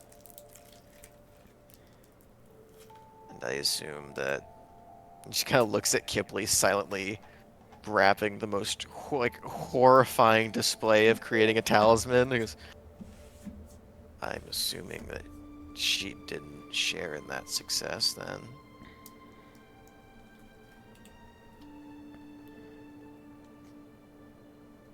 Mustang, what's it dirt on? Well, given her mind is current hellscape, with the backdrop of a chorus of agonizing screams of pain, I'll take that as uh, a no. she Okay then. fix that. How would you like me to fix a chorus of screaming? No, this is all new to me, and I am of the belief that magic can kind of do anything until I'm told it can't do that. So, Right. Congratulations, you've reached that point. It can't do that. I don't know what the problem is, so I can't solve it until I know what it is.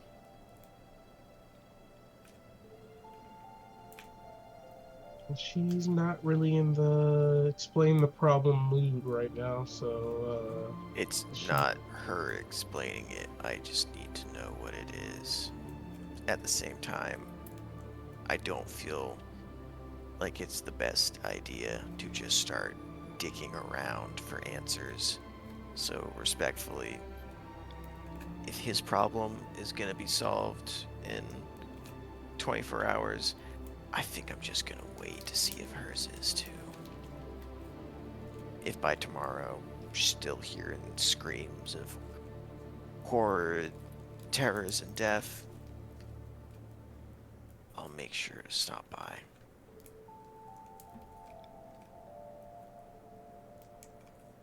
Thanks again, Doc. Yeah. It's not Ooh. required that you need to be able to use these things by the time you leave. But you really should try and put some effort into making sure that these two can also at least have an understanding of these things. Because in an emergency, I would rather have you able to wield it and not with proficiency, rather than not being able to get in it at all. See what I'm saying? Duly noted. Okay. I'm going to bed. Oh, Don't wait, wake me up unless someone's... What? One last thing. Wait. Any luck with the? And he kind of motions as if he was taking a hat on and off of his head. Must I was getting that for you. Just asking. I'm just answering. You got me, Wave. You got me. All right. Good night. you said that. It starts can- walking. Okay.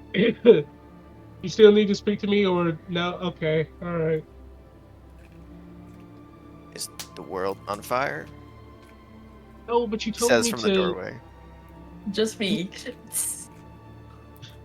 Didn't you tell me to come see you after, like, all of this was taken care of? Stares off into space for a second.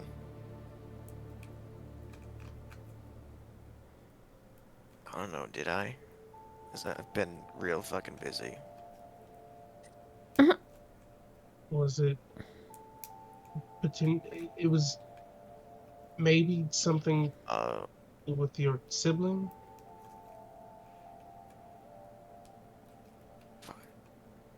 walk and talk with me.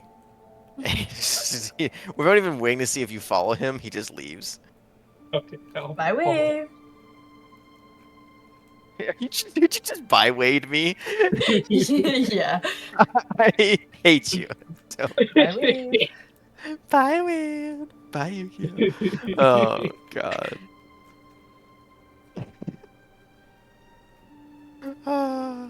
Do you follow him? Yes, I did. Okay. So you kind of skirt out behind him, and he's not walking slow either. You do have to kind of like trot to catch up as he's walking away, and you see he starts heading towards the excuse me, the monarch's chambers where you originally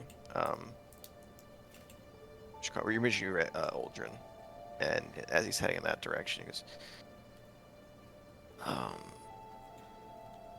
Listen, I don't remember exactly what I was gonna say because I've had to make an egregious amount of sendings today, and between that, my normal duties and babysitting, I've kind of forgotten a lot of what I was going to say, but I think I remember the gist. Don't fucking talk to him. Don't fucking interact with him. Don't seek him out. Don't try and do shit. I don't care what your past relationship was with whatever you knew him as. Just leave him be. It's not of your concern. It's not anything that you should be worried about and or actively trying to do at this moment in time. It'll only cause problems.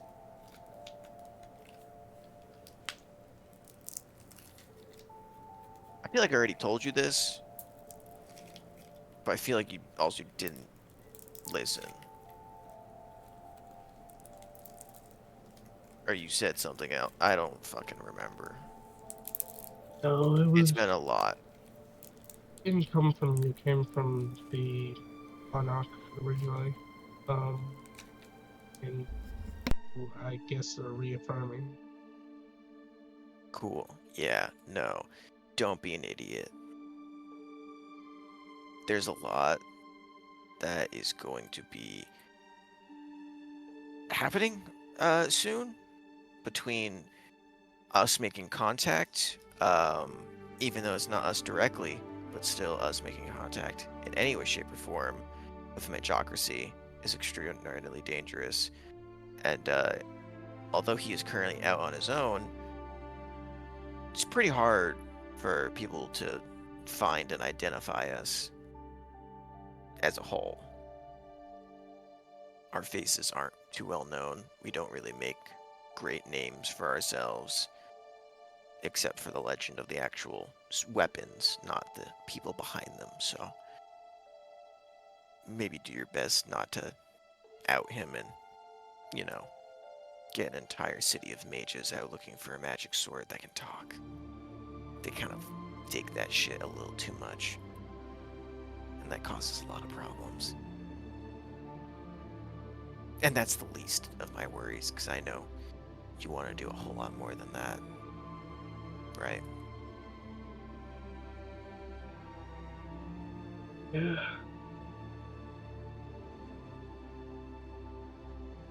Cool. Well, you've been warned. I told you. Don't be stupid. If you do, I'm gonna drop every protection and or promise that Ultron has asked me to do for him. And I think you've known this, since you seem to be one of the more paternal figures in this group, which is concerning because that's a really low bar to pass. Um, you will not survive without help in this world. In any capability. You don't know where you are. You have no idea what goes on, how people act, where anything even is, what dangers you will face, etc., etc. These aren't threats, these are just facts.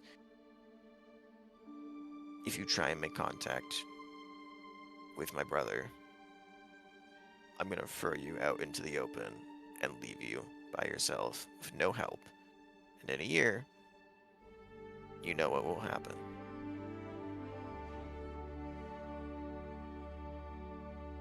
I say this so that you don't do it, not to threaten you if you do it.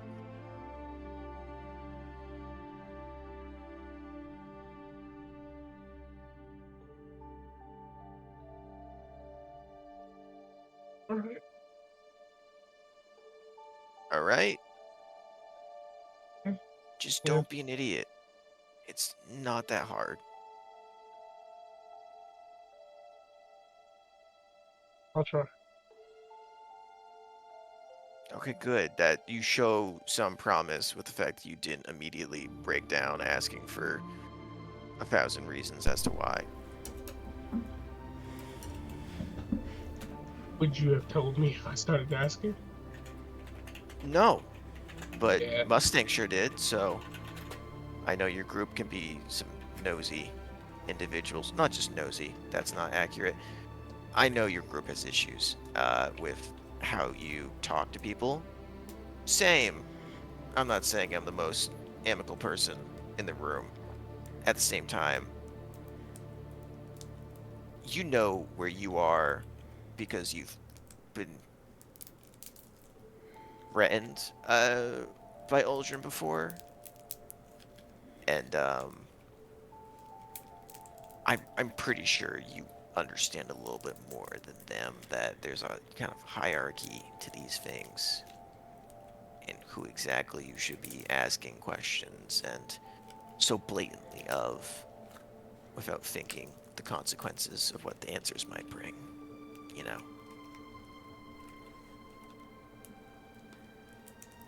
Is it you know that I've been threatened by Aldrin before? Have you and the Monarch perused and browsed our memories?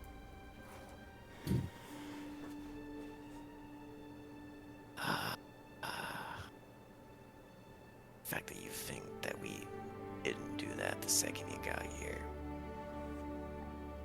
already tells me enough.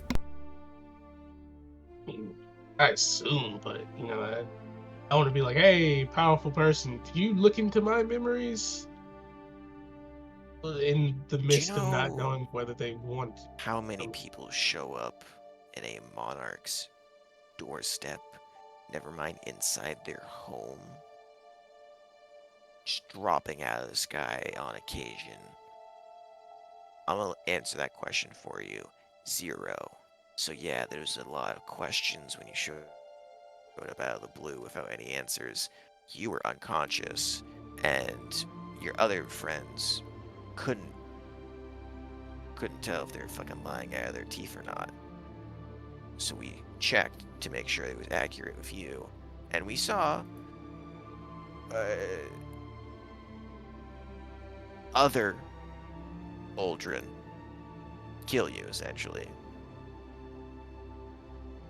Yeah.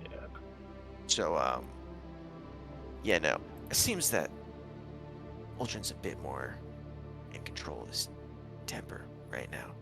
But, don't push it.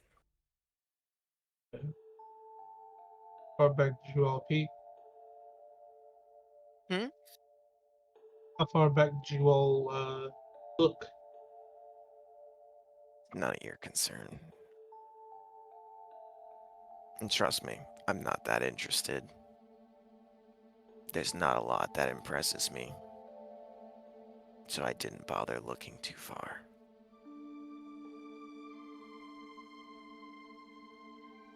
I'm glad you did. Um, Cool. There may be Uh, some things that it, either be. you don't listen. Not to sound rude. Really don't need any sort of trauma dump or anything like that. Any horrors that you think is beyond my comprehension is my Tuesday. I didn't think you wouldn't understand them. Cool. Yeah, no, understandable. You're mortal. You've only lived for like what, 20 something years, maybe 30 most. Oh no, not about me. I don't care if you peered into. Never mind. Oh, if you saw what you saw, you didn't see what you didn't see. It's not about me. The What? memories You're are talking just. about what happens in the future to, air quotes, Hurima. I assume that's what you meant, and you're being extremely dodgy about it. Yeah, yeah, I heard, saw, whatever you want to call it. It's fucked up. I assume you want me to try and do something about it. That's what it was? Oh shit. Okay. No, that's up to you, really. I've kind of seen powerful people that could see memories. Didn't really change a lot, so I'm not really expecting too much. Yeah, you kind of been for the ringer, kid. I'll be honest with you. Your life sucks. Respectfully. Doesn't. You didn't really make a lot of good choices, so it's not like your life just sucks. You kind of bring it a lot on yourself with who you align yourself with, even after seeing the warnings literally stab you in the chest, but. Yeah. Do you have a point that Immortal. you want to get to, or I'm sorry, but I do. I'm No, no. actively having one of the most powerful people in the world wait for me right now. No. Go right ahead. I just curious and very more. Uh, Cool. Well, congratulations on the whole Walker situation. Glad you pulled through. Maybe give it a day before you try it again. We have some guests coming in about 2 to 3 days' time. Very latest. I want all 4 of you being able to form some sort of bond or connection with them by then.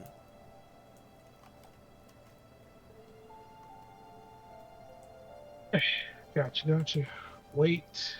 And. Cool. If you need anything, you know how to call me.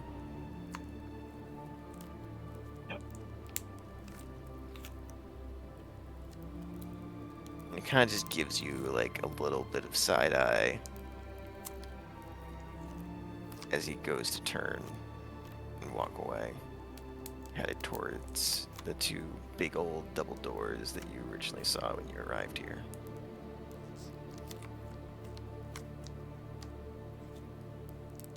Dordan will just watch him until he enters in. Doors are closed. He walks through the door, looks back, seeing that you're staring at him, and you just watch as the hallway just fills with mist and steam, like a morning fog rolling in. As the fog clears, he's gone. You don't actually hear or see the door open. Gotcha.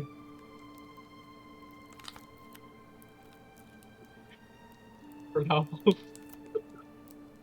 he'll sit there like 15 minutes, just to see if it dissipates and the doors are already closed. You gotta make sure make sure the homies get in the house safe. Oh my god. Get in the house safe.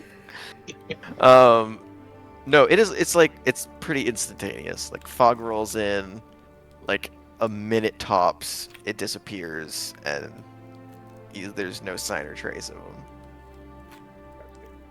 If you want to try and open that door and see what's on the other side, by all means. That's a different story. Just gotta make sure the homie's got it in the safe. If he's not there anymore, I assume he's home safe. Sure. So stupid. I love it. All right. Do you want to do anything else Uh, while you're out and about? I will. Not now. Not here. Okay. Not now. Not here. All right. You head out and you go back to Momo's room, and eventually, the talisman is finished, and all of you are beginning prep for your long rest. Is there anything specific that you would like to do before you undertake your long rest for tonight? Going once. Going twice. So, I got something. to the Mustang in front without a hat. What can I do for you? Oh, that was staying. The worst staying. Okay. I have to come clean with y'all because, you know, that's what we're doing now. We're telling each other things. While I was connecting with Yan back there, the spark, the one that I'm not really supposed to be talking to, tried to talk to me. Don't know if he's gonna try to do it again. If he does, I'll let you guys know, but I just want to keep you guys in the loop. I know we're not all necessarily in a talking mood, and he glances to the unconscious mammoth and the talisman making Kipley. But just putting it out there.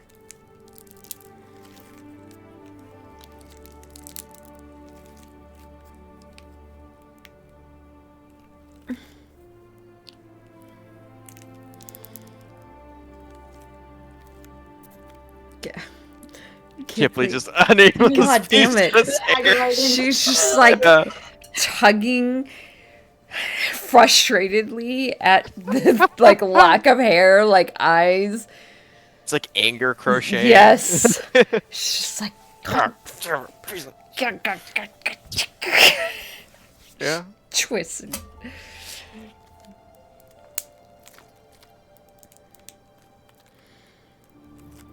She can't And say I guess anything. this kind of leads to my next point is that I kind of want to talk to him again, but I know I shouldn't, and I wish someone was here and able to speak as the voice of reason. Tell me no, that's a bad idea. Kipley's like foot like stomps on the ground. Kipling, you crack me up.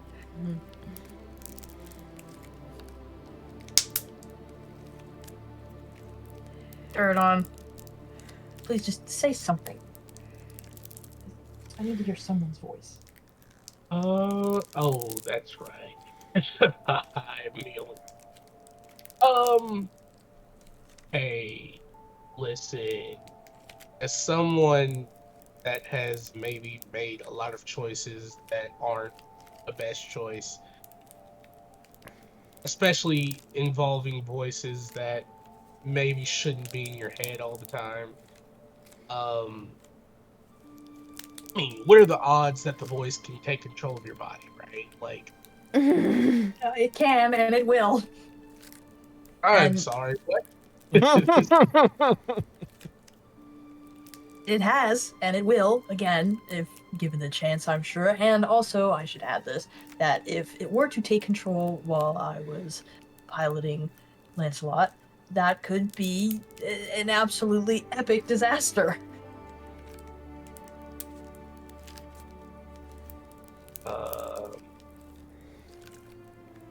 It sounds like your voices are, like, I mean, that just seems fucked. The only voice that's taking control of my body is the monarch, and that was really because I gave her permission to. Your voice just decides. Last time he just did it. He it was at the port cliff, and he culled heralds like they were fucking chickens, dropped like flies. It was horrifying. Is that how y'all ended up in jail? No, that crime has gone unpunished. I don't think anyone's too mad though. They were heralds.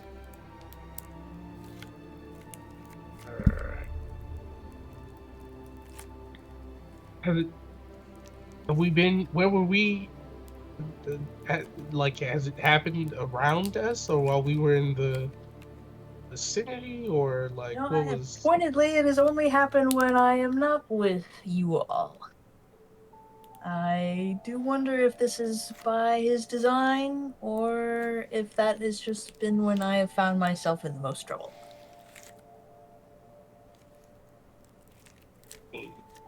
Why would you want to? If like he could take over your body, why would you want to? Like, what does he have that you want to like learn? Well, sure, this has been me for hundreds of years. I suppose it's the devil you know versus the devil you don't.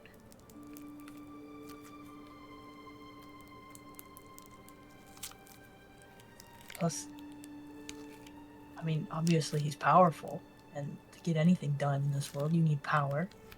But we seem to be in an abundance of people who have power. If I had to take my pick, I would pick the one that's not gonna blow everyone up.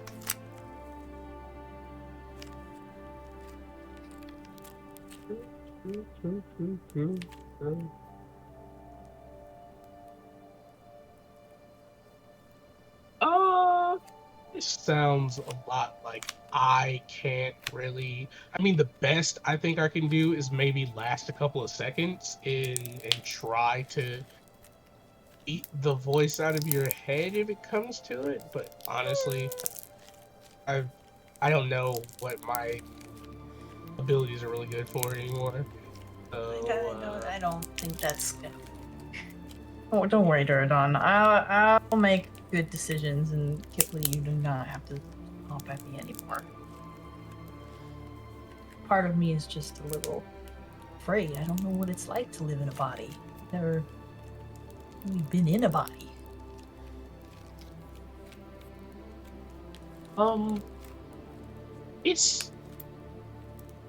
it's kind of like a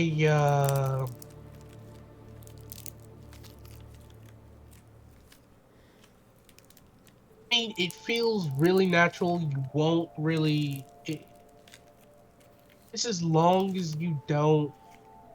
Uh, so I heard this really weird thing, right? And I Oh think god. it was just wizards trying to uh, play tricks and jokes on me. Um, but like there are like wizards that believe that you are just like your brain, and everything else is kind of just Fuck's sake, like Jared. a flesh suit.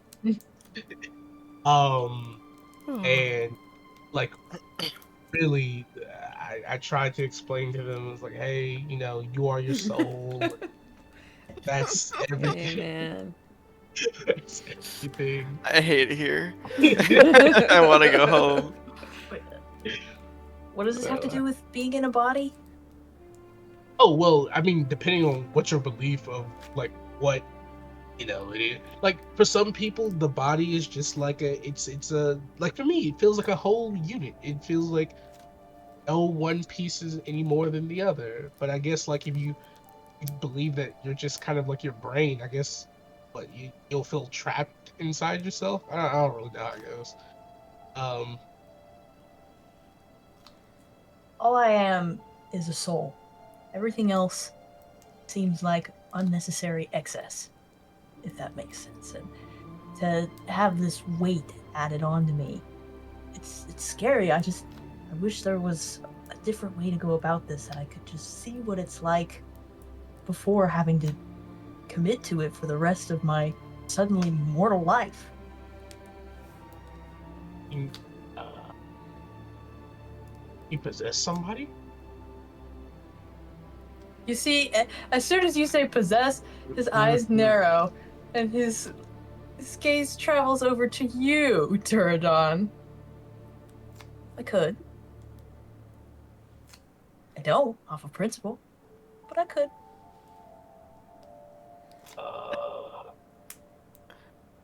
You're looking at me funny. Are you would if I offer you to temporarily see what it's like in my I body? could never ever ask you to do something like that, Turadon. But if you were to offer, if anyone was to offer, I don't know if I'd say no. I could never ask. Or just do it. Because that's a violation. Will you leave my body if you do? Of course. I mean, sure. At this point, I've kind of been tossed around like a hot potato. Like the monarchs had my body. I'm pretty sure that uh, like I have an artificial heart. I think like I don't think I have my actual heart anymore. So I have like a black heart, and I other people have piloted my body. Oh fuck, is that wizard right? Am I just a flesh suit? People just stepping. Anyway, that's Wisdom saving for not kidding. um, sure, go for it. I mean, Well, I hesitate because he narrows his eyes and he wags his finger in your face. I'm gonna go in there. Am I gonna come out with a bunch of mischief cooties on me? you already made the deal with mischief, so I pretty much feel like that's gonna be it, whether you're here or not. So Okay. Well, it's also, one she's not thing. in me. She's with What? Zyrus. She's not in me anymore. She's with Zyrus. Then what's all this talk about you being so dirty beyond redemption? Because listen, I get we both made a deal, but it's like it's one thing to have your pinky in someone's ass, but it's another thing to have your full fist in there. And you, my friend Duradon, are full fisted. I mean, she did, but then she body hopped to Zyrus. So she was inside of me, and then she decided, like, I would rather inhabit another body, and she left me, and I retained my faculties, and I've.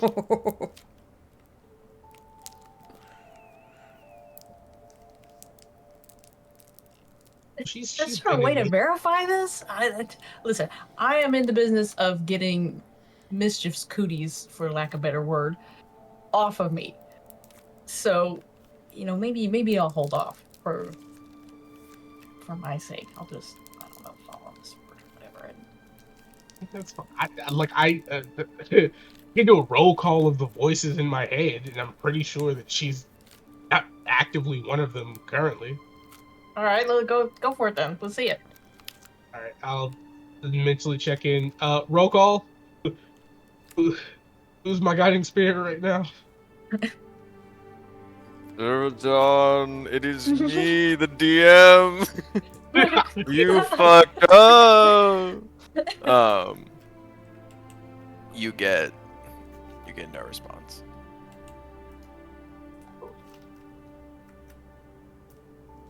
Is there Shinya not in my head? This you fought, she was, yeah. Hey, She Rashinya, hasn't talked in a hot second. ma'am, are you here? You just kind of been real quiet.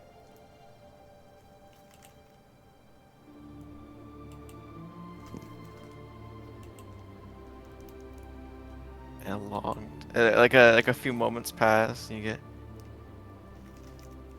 Woo, woo. I am the ghost of Rashinya past, for she has moved on to another plane of existence. This is the message that she has left behind. It repeats every time you call her name. Please leave a message at the whale. Woo. Oh my God. Is this still authentic, or is this how she's fucking with me right now? Hmm? Does this feel authentic, or does it feel like she's fucking with me right now? Yeah. That's a good question. Virginia, could you like, I don't know, like like, I don't know who I would ask. And it's Andreas. I saw him in the robot thing. The construct robots don't exist. The construct thing. Oh fuck. I have no idea what you're talking about. You did go kind of dark for a few seconds, so I was hanging by, just waiting for your head to come back to normal. It was very relaxing for a little bit, cause we got like just pure blank slate, nothing going on here.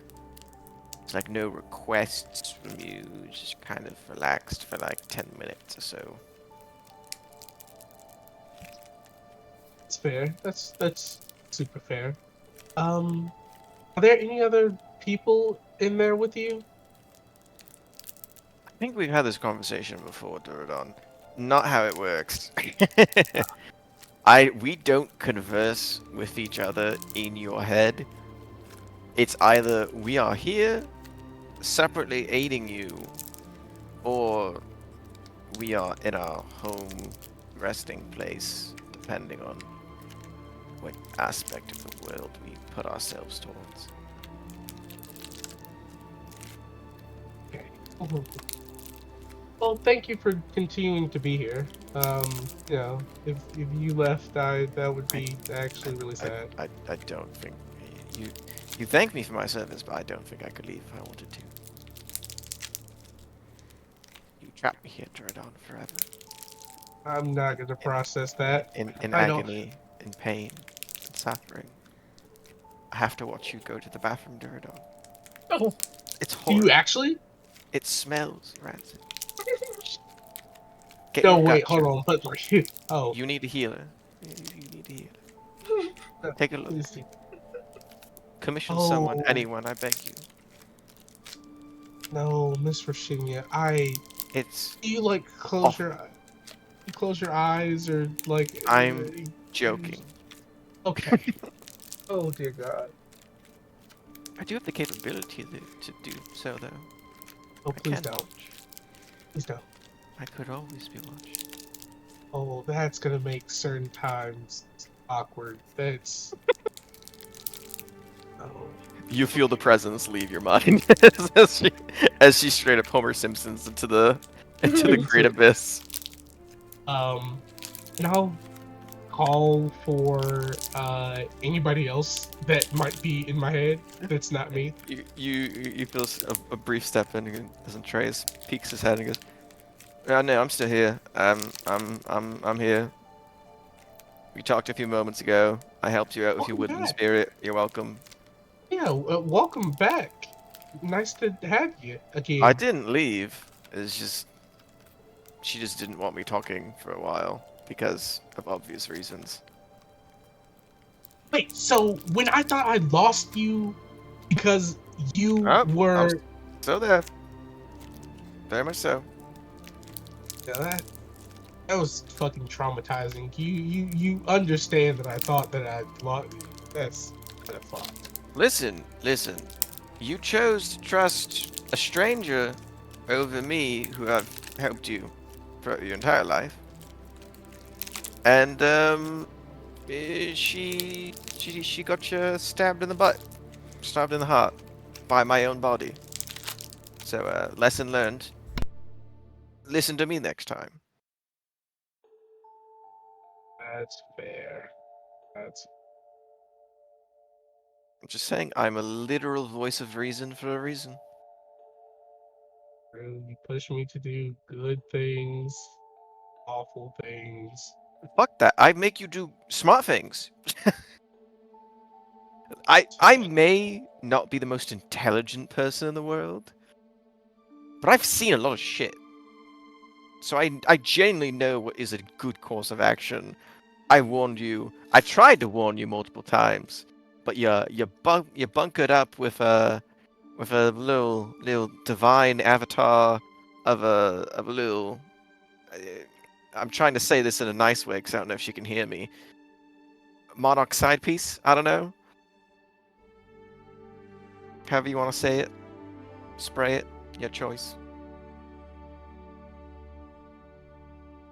All right, listen to you more often. Gotcha.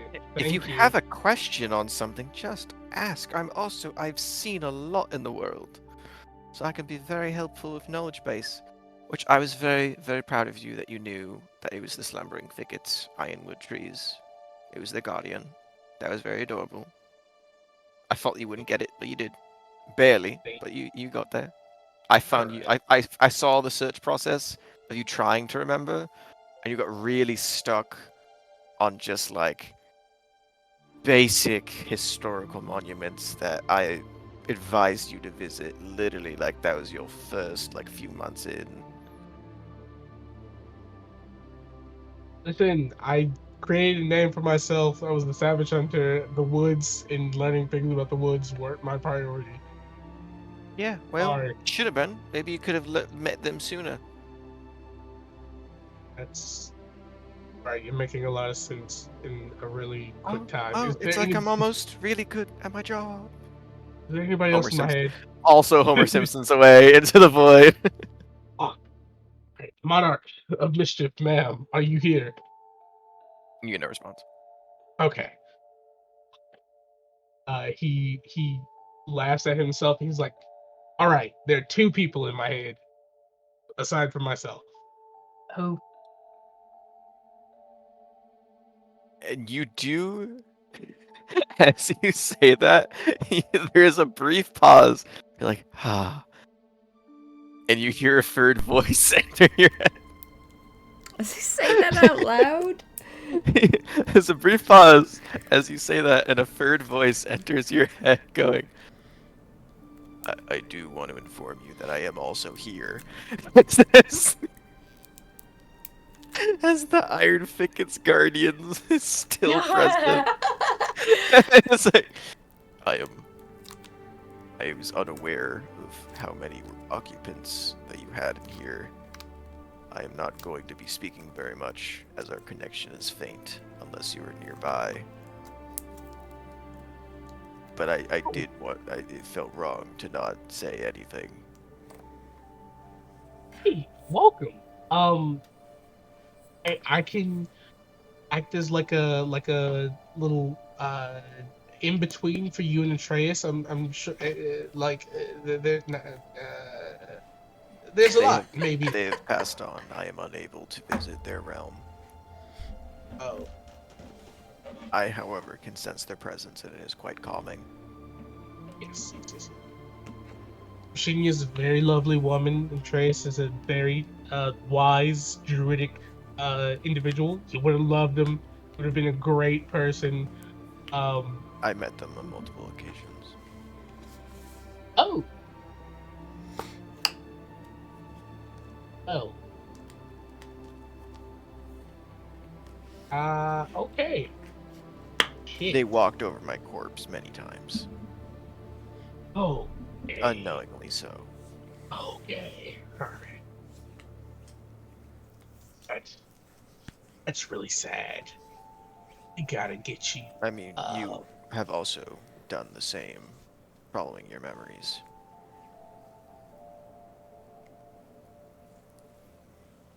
If they are accurate. I think so. I can't remember if they aren't. So, by the way, just a quick Iron question. roots run a very long, deep distance.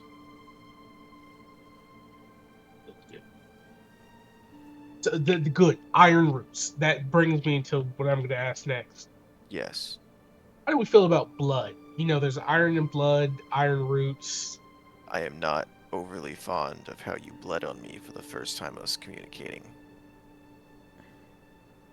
However, there is a rare species of flora and fauna that require blood for survival, so I am not fully opposed. Let's go.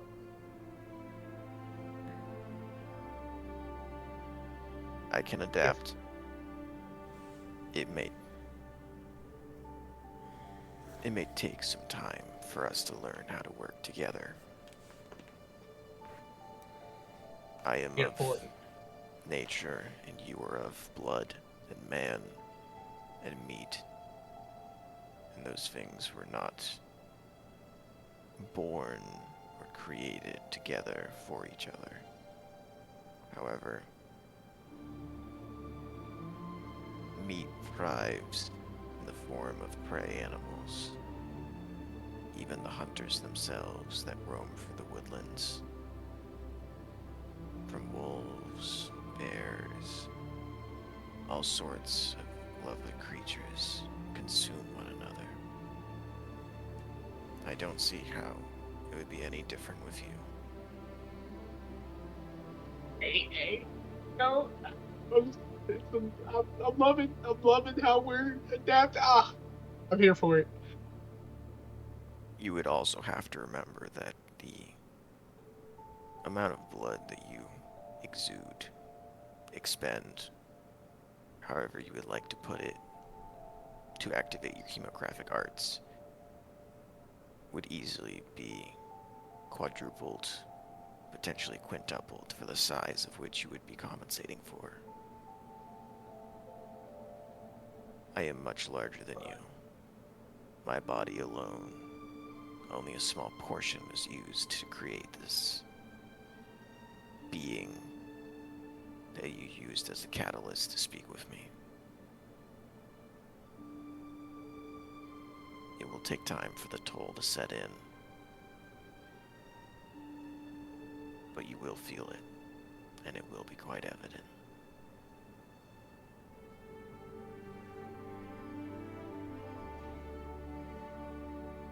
Well, shit, I guess that should be one of the first things that I practice. Ooh. And I also will go now. and it's not as much as like a Homer Simpson. This feels like if they're, as opposed to the other two who faded away like mischievously, this is like you can feel like a polite door open, leaves close, locks Oh. behind him, and walks away. nice. You also just get Uh, the sense. Um, Go ahead and make me insight check real quick. ooh, type shit. Insight, a decent skill. Yeah, That this is is not much as like inciting him. This is more like inciting yourself almost here. 19? Cool. 19. Yeah. You get the sense that because you're unsure of whether or not this is like an awakened part of the root or if this is the guardian of the root.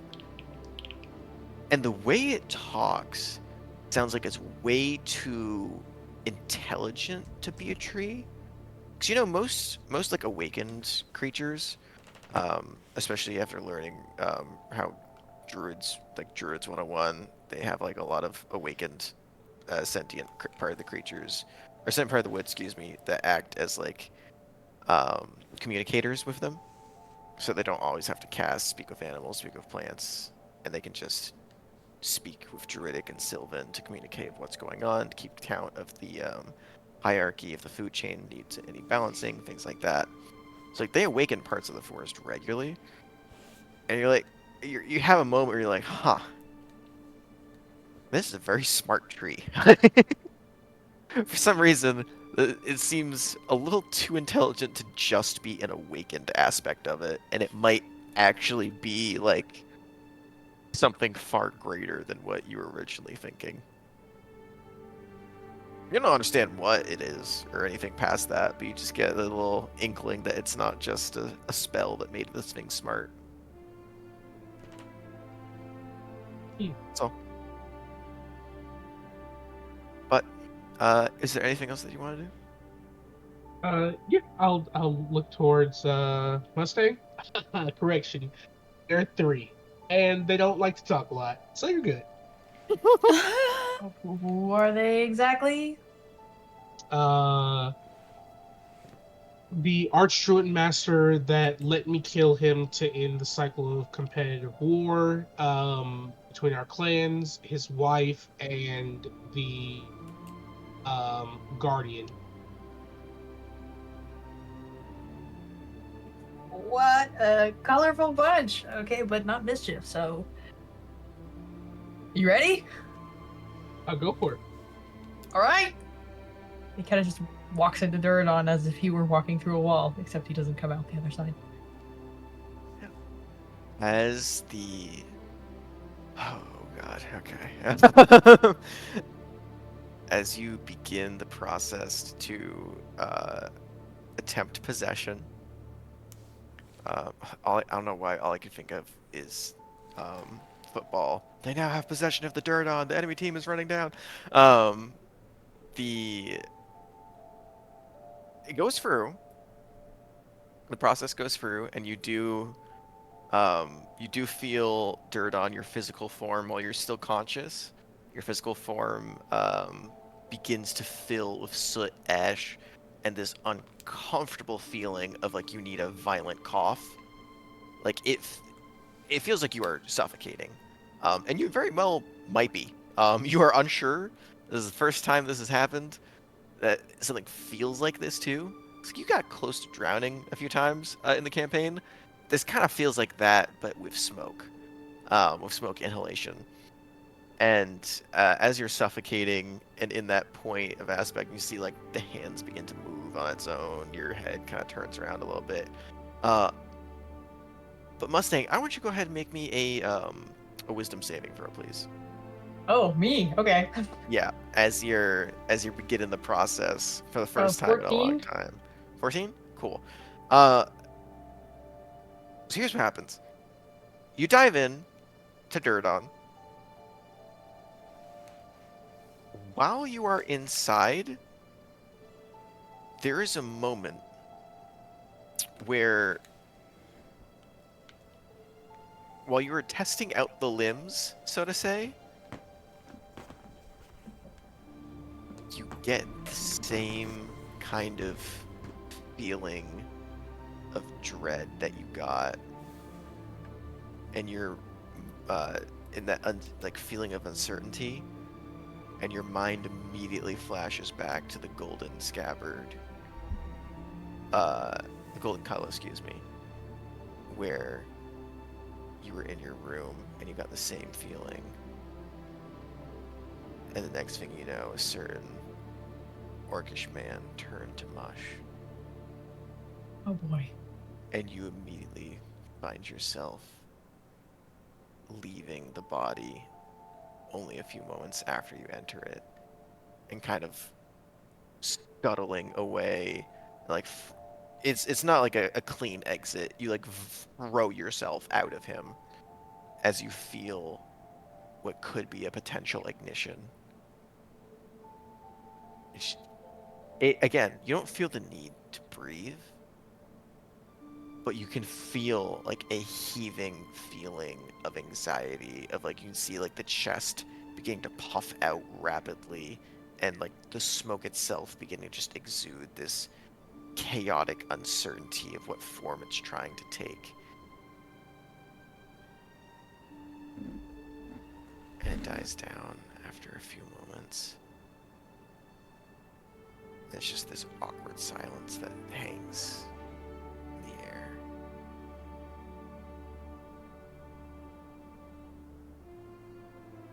Durdon, your senses return to you. You never lost any of your mental capacity. It was just your physical body.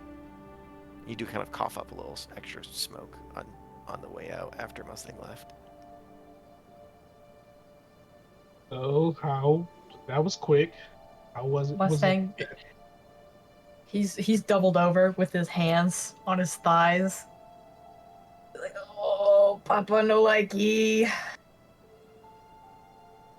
My body that bad? Holy shit! Nope, it was not you. I think whatever is in me didn't like that.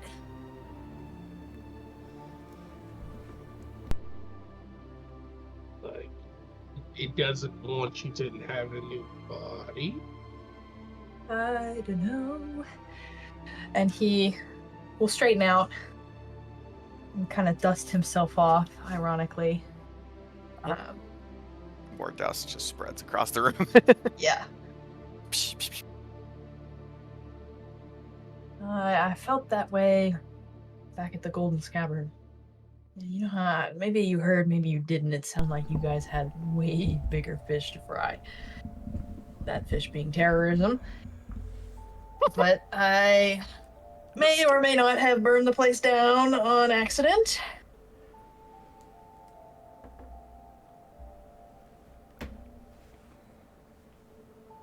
I'm sorry. What? That's about the long short of it. I burned the place down. I did not mean to, but I couldn't control myself, and I felt this terrible feeling of dread, something so awful that it could put a pit in my stomach. I don't even have a stomach. I felt it just now, so had to evacuate quickly, just in case. But it went away. Can't help but feel that maybe it might be a threat of some kind beyond the smoky veil. Oh. Do you even think it's possible to inhabit a new body if this is how you're gonna feel every time you hit it? Well, whatever happens, I'm sure Wave will be able to deal with it. But maybe I don't test it out. You know, if I need to be put down, then Wave's probably the guy to do it. Yeah. Sound agreement. Yeah. So hey, while we're here, does anybody else want to let the group in on some secrets? Really big ask for two people that can't and won't talk.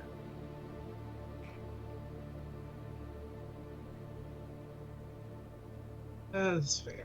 That's, I guess. He does keep a curious eye on Cupely, though, to see if we get any decipherable stomps from her corner.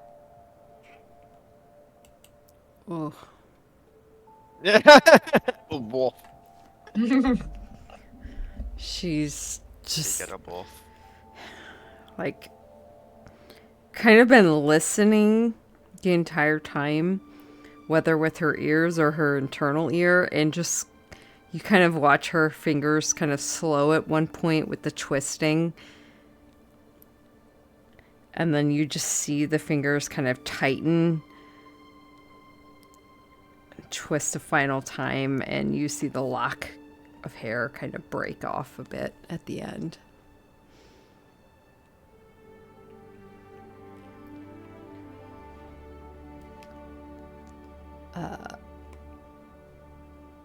Okay, and if you're gonna let me go forward with that, the Yeah.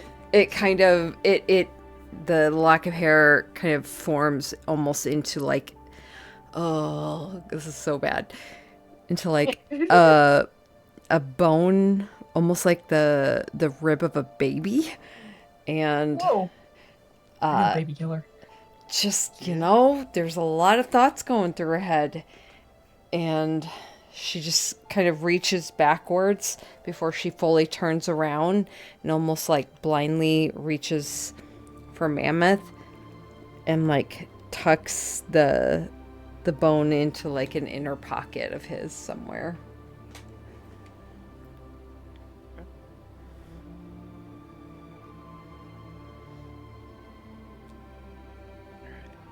And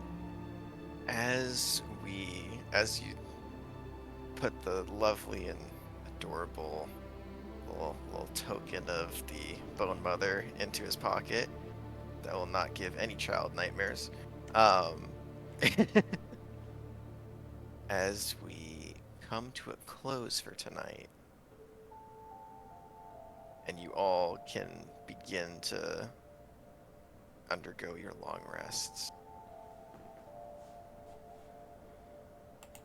Mammoth,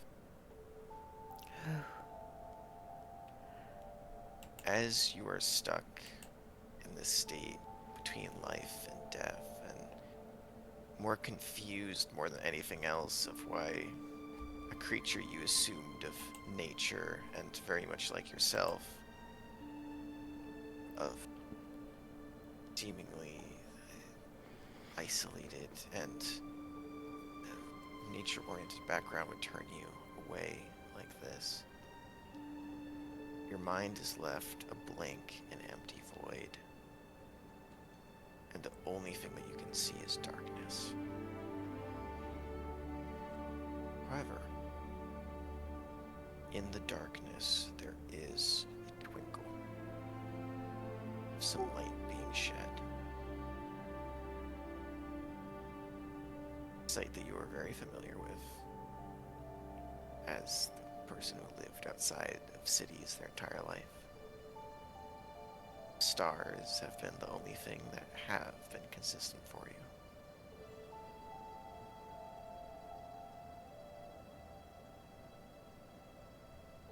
Sitting in the darkness, not fully conscious, but not fully lucid either.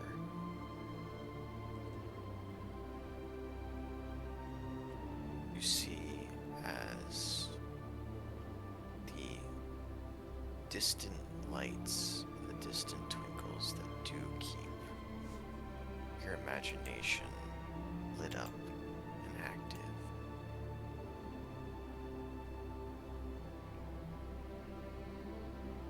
Slowly begin to go out one by one.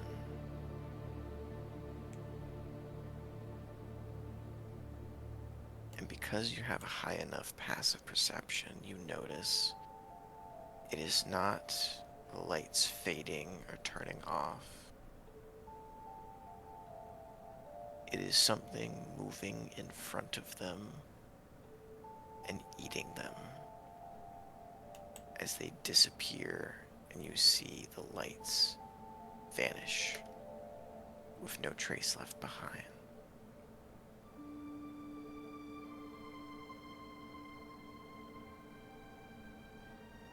In the middle of the night, Mammoth begins to break into a cold sweat as a voice enters your head as well.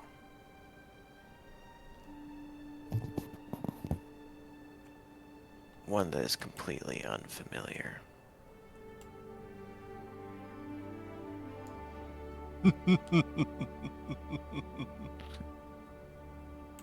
I see.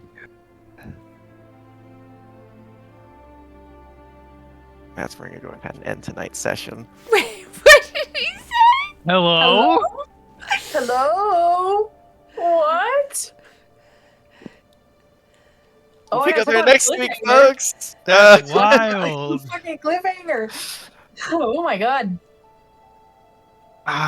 See, I hope you can enjoy the sentiment of me wanting everyone here for tonight, because I That was good. love this. Fuck, I forget who put it, but I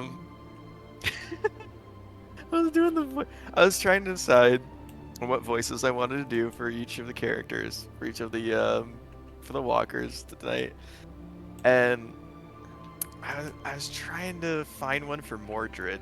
I was like, Oh. God, I really don't want it to be like deep, bassy, like classic demon-esque. And then I started out unsure, and I just really did go full like Remy LeBeau. Like, Hell yeah, hell yeah. The Creole god of Oh. death looking ass. yeah. Oh, so funny. I didn't mean to do it, but I was like, honestly, I'm committing to the bit. This is fun. I like it. Mordred had me God. geeking so bad. Listen, when all I of you was guys geeking. when the majority of you failed your wisdom saving throws, you said you didn't want to change it. I was like, gang, listen. The wisdom saving throw allowed you to form a connection with them that was on equal terms, so they couldn't affect. It was essentially being like, could you create a safe connection? If you got above a 17, good. Charisma saving throw was if you failed because you opened your mind to them, they could enter it. and they could form The a Holocaust beam, no. Holocaust beam, 100%. They could cause either physical or mental harm. Obviously, in Mammoth's case, they chose mental. In Kipley's case, Mordred chose both. Like fuck it. D1 hater type shit. But I will say before anyone leaves tonight, I I think I'll be a sneaky little snake and keep my secrets until next week for everyone. But for those that did get their connections formed, I might as well share what happens when you do, right? That's it. Surely you want to see all those abilities that you work so hard to get. Sure. Yes. What? I think Jared's gonna geek. Do you want me to share these publicly or do you want me to share these privately? Private. Yeah, private. Yeah. You want a private, Jared? Yeah, I'll take it private. Okay. Oh, that pause. Yeah. I'll take it private. So let me be clear. I'm sharing just Lancelot and Escladus for tonight because you guys haven't found out. You guys haven't officiated the bond No. yet. So I should have used inspiration. listen, I don't care about the death for 24 listen. hours. I just want